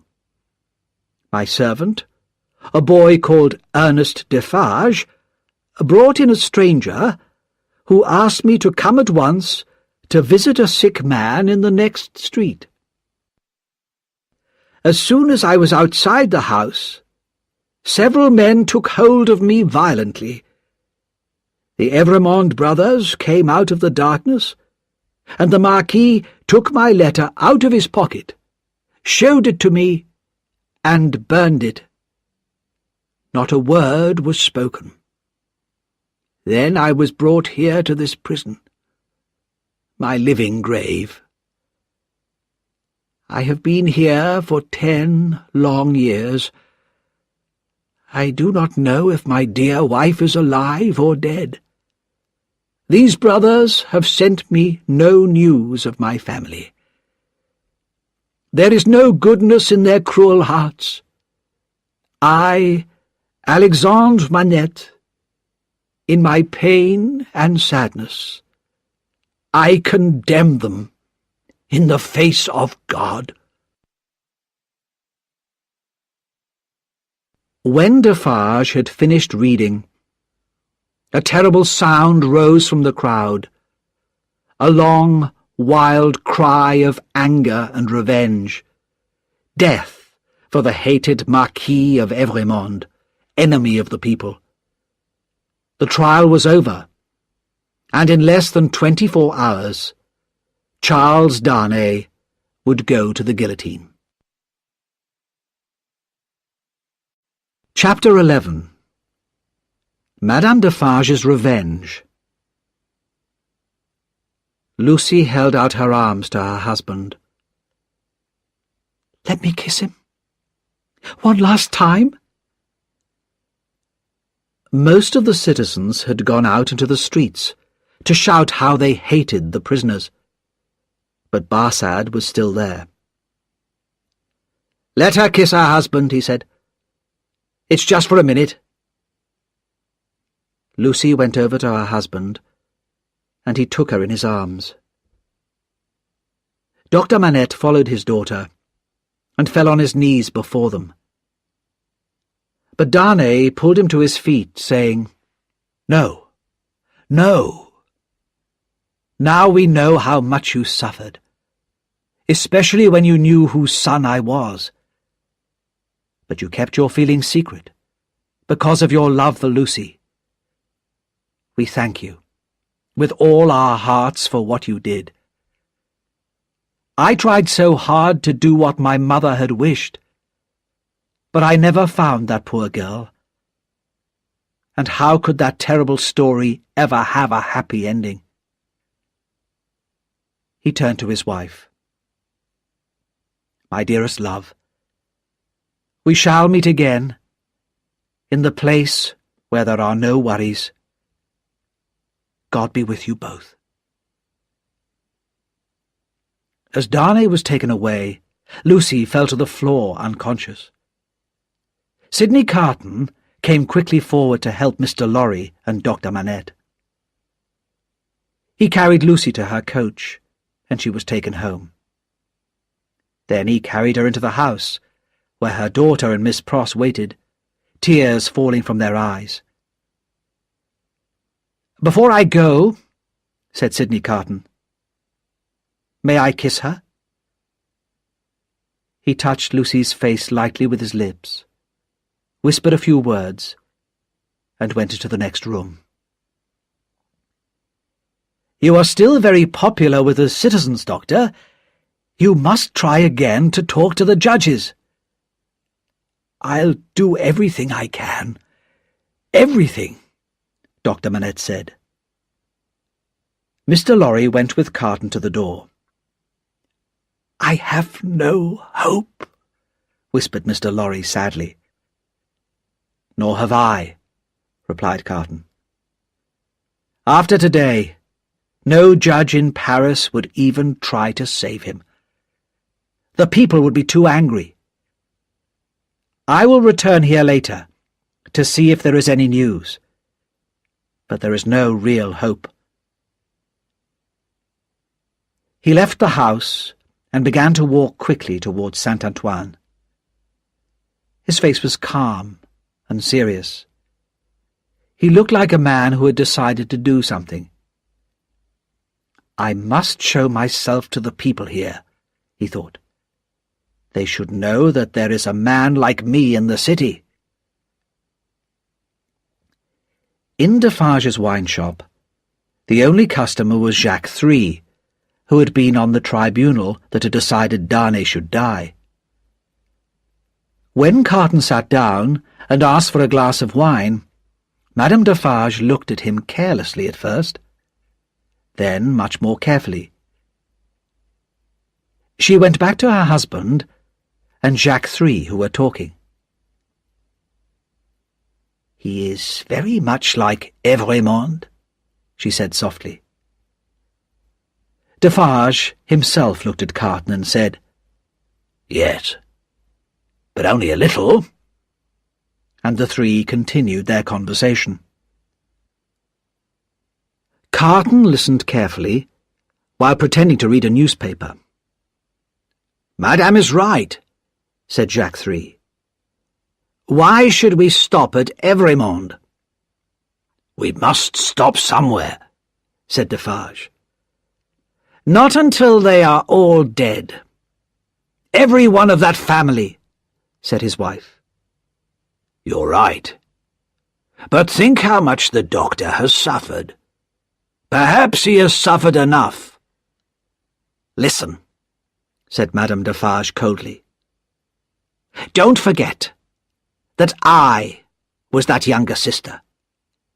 And it was my family that suffered so much from the Monde brothers.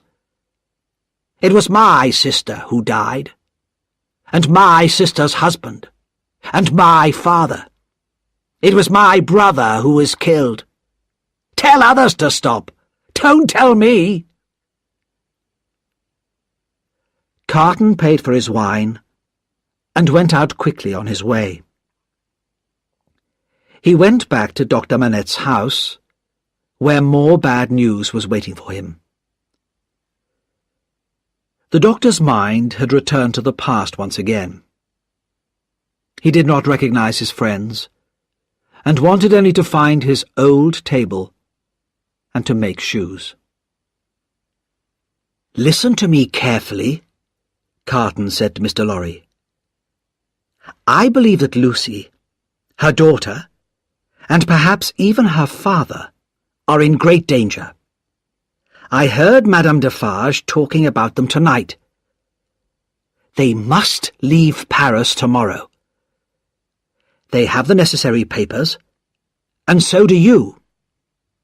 Here are mine.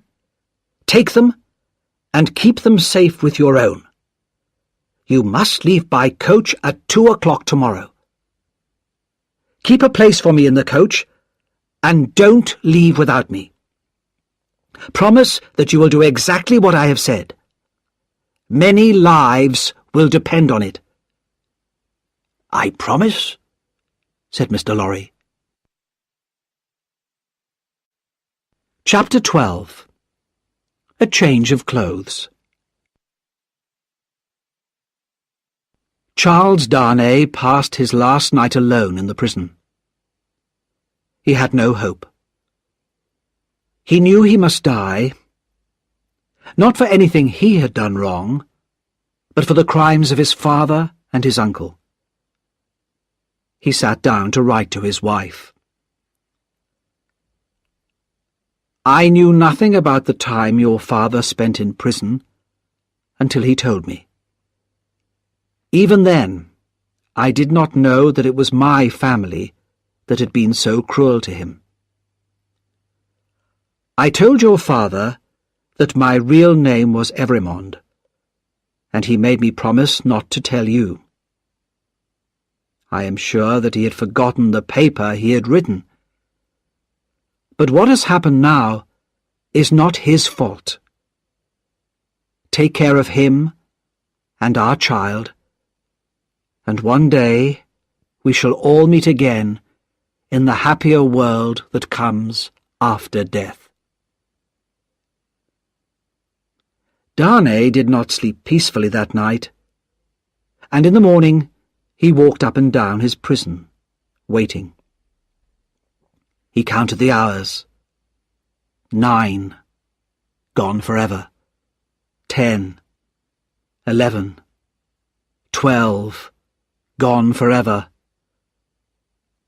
At 1 o'clock, he heard someone outside the door. The door opened and closed, and there stood Sidney Carton, holding a warning finger to his lips. "Be quiet. I come from your wife. She begs you to do exactly what I say, and to ask no questions.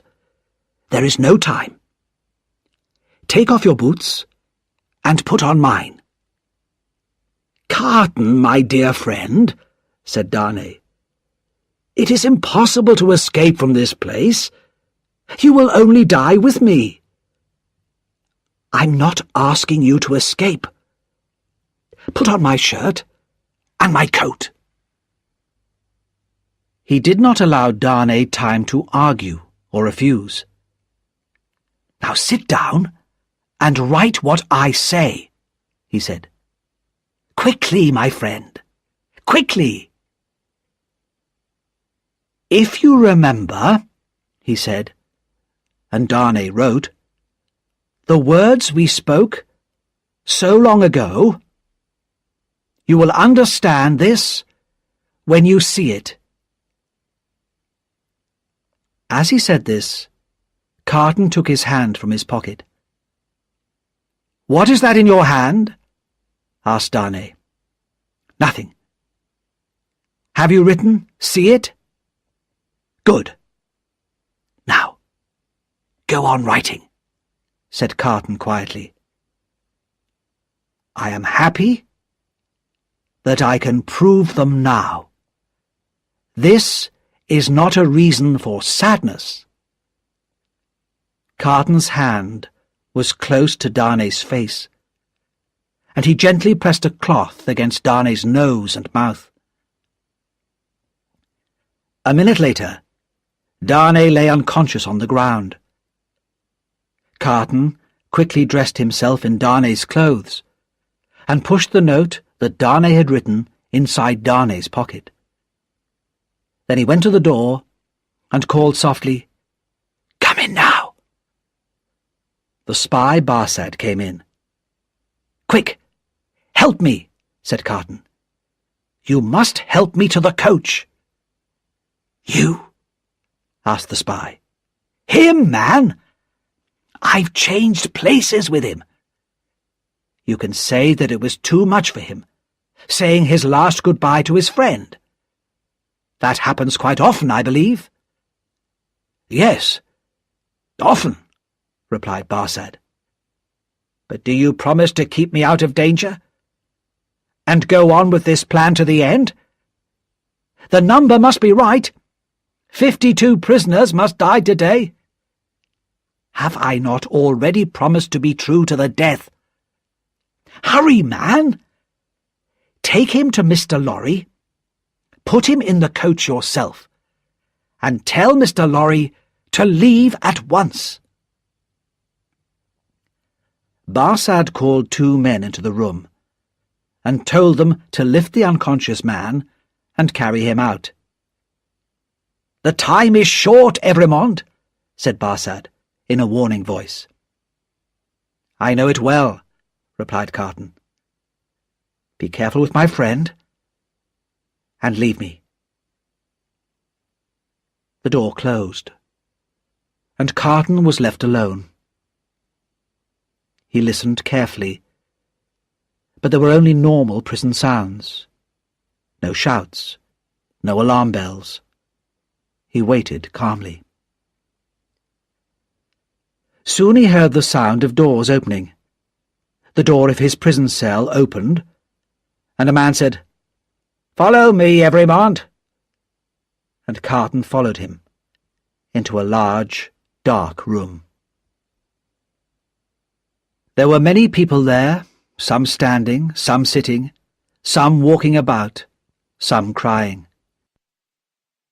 Most of them stood silent, looking at the ground. A young woman came up to him. She was thin and pale. "Citizen Evrémonde?" she said. "I was with you in La Force." "True," he said softly.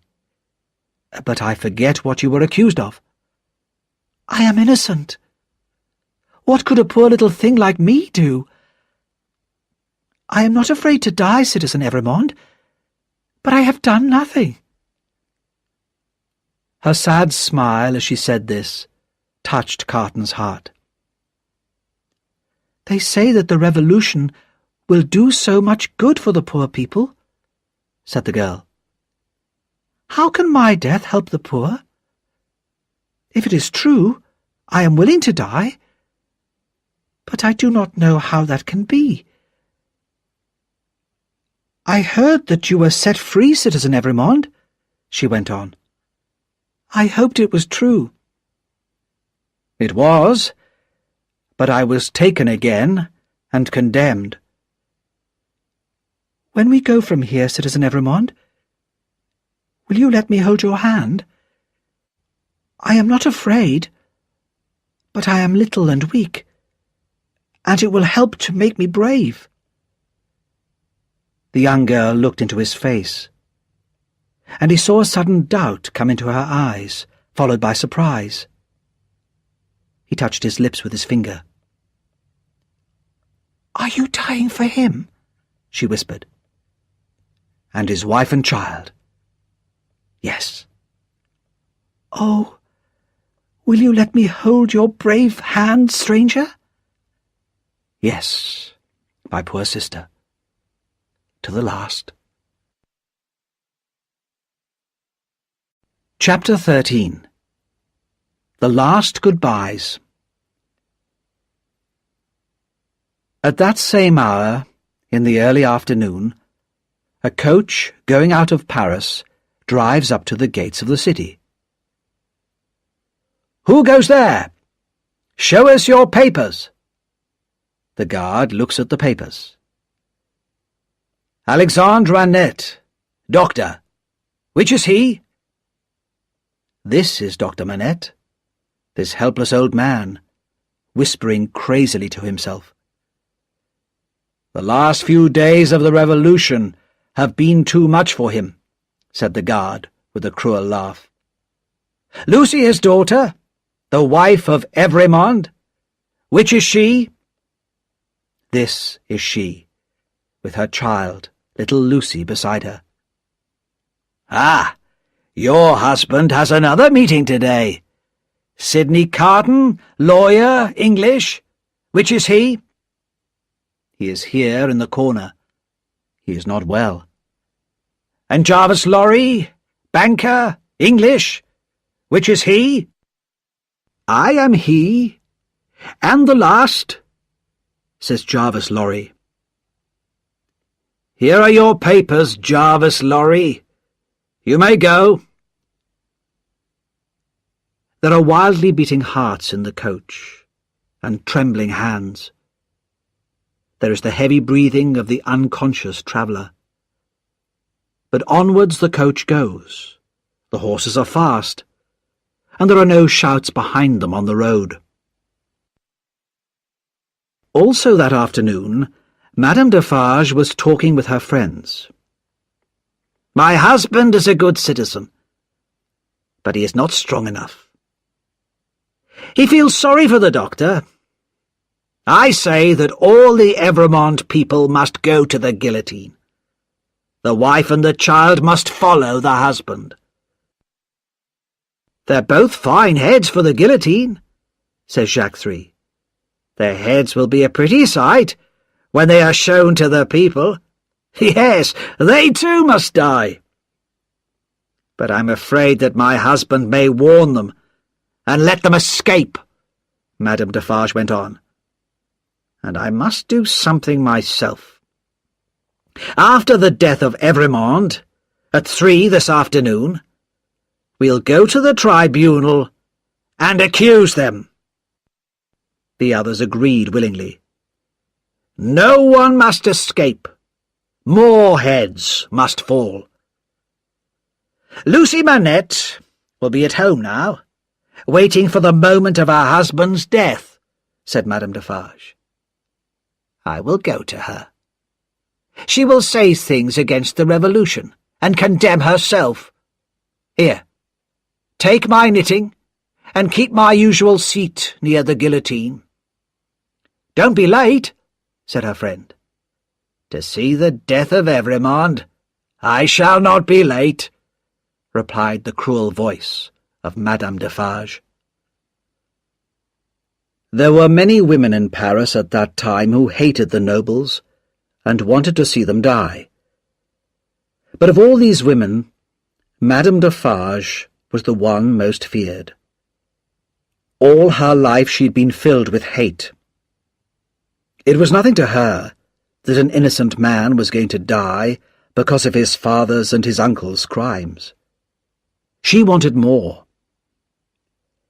Hidden in her clothes were a gun and a sharp knife, and with her usual confident step, she began to walk to Dr. Manette's house. The house was not yet empty. Miss Pross and Jerry Cruncher were there, preparing to follow Mr. Lorry's coach. Mr. Lorry had decided that 2 coaches were better than 1. With fewer passengers, each coach would travel faster. But Miss Pross was still worried. A second coach leaving from the house might suggest an escape. "Mr. Cruncher," she said, "you must go and stop our coach coming here. Drive to the church instead, and I'll meet you there at 3 o'clock. Jerry hurried away. It was 2:20, and at once Miss Pross began to get herself ready to leave.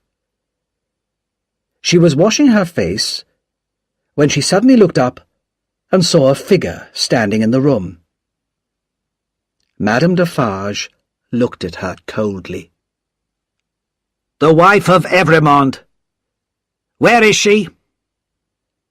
Miss Pross quickly stood in front of the door to Lucy's room. "You're a cruel, dangerous woman, but you won't frighten me," she said, breathing hard. Each woman spoke in her own language, and neither understood the other's words. But Madame Defarge knew that Miss Pross was a true friend of the doctor's family, and Miss Pross knew that Madame Defarge was the family's enemy. "I wish to see the wife of Evrémonde. Go and tell her." "Do you hear me?" said Madame Defarge. She stared angrily at Miss Pross, but Miss Pross stared back just as angrily. "I am desperate," said Miss Pross. "I know that the longer I can keep you here, the greater hope there is for my darling girl. If you fight me, I'll fight back." Madame Defarge stepped forward and called loudly, "Citizen Doctor! Wife of Evrémonde! Answer me!" There was no answer, and Madame Defarge quickly opened 3 of the doors and saw that the rooms were empty. One door was still closed. "If they are not in that room, they are gone. But they can be followed and brought back." She went towards the door, but Miss Pross jumped forward and held her round the waist. Madame Defarge was used to the fighting in the streets and was strong. But love is stronger than hate, and Miss Pross did not let go. Madame Defarge tried to pull out her knife. "No," said Miss Pross. "It's under my arm. You shall not have it." Madame Defarge put her hand to the front of her dress and began to pull out the gun. Miss Pross looked down, saw what it was, and hit out at it wildly. There was a loud bang and a cloud of smoke, and Miss Pross stood alone, trembling with terror. All this in a second. As the smoke cleared, Miss Pross saw the lifeless body of Madame Defarge on the ground. In horror, she opened her mouth to call for help, but then she thought of the dangers this would bring for her dear Lucy. With shaking hands, she got her hat and coat, locked the door of the room, and went downstairs. As she crossed the bridge on the way to the church, she dropped the key of the locked room in the river and hurried on to meet Jerry Cruncher. As the death carts carry the condemned prisoners through the streets of Paris, crowds watch to see the faces of those who are to die. In the chairs around the guillotine, the friends of Madame Defarge are waiting for her. "Teresa! Teresa Defarge! Who has seen her? She's never missed before." But the death carts have arrived, and the guillotine has already begun its work. Crash! A head is held up, and the women who sit knitting count 1. The supposed Evrémonde helps the young girl down from the cart. He carefully places her with her back to the guillotine, and she looks up gratefully into his face. "Because of you, dear stranger, I am calm. I think you were sent to me by God," she whispers. "Or perhaps he sent you to me," says Sidney Carton. "Keep your eyes on me, dear child, and do not think of anything else." "I do not mind while I hold your hand. I shall not mind when I let it go, if they are quick." "They are quick, fear not." She kisses his lips. He kisses hers. Now the guillotine is waiting. The young girl goes next, before him. The women count 22, and Carton walks forward. 23. They said of him that it was the most peaceful face ever seen there.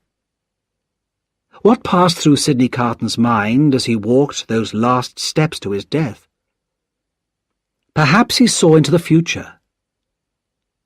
I see Barsad, Defarge, the judges, all dying under this terrible machine. I see a beautiful city being built in this terrible place. I see that new people will live here, in real freedom.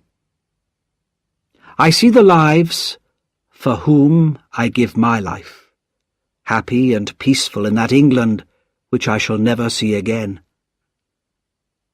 I see Lucy when she is old, crying for me on this day every year, and I know that she and her husband remember me until their deaths. I see their son, who has my name, now a man. I see him become a famous lawyer, and make my name famous by his work. I hear him tell his son my story. It is a far, far better thing that I do than I have ever done. It is a far, far better rest that I go to than I have ever known.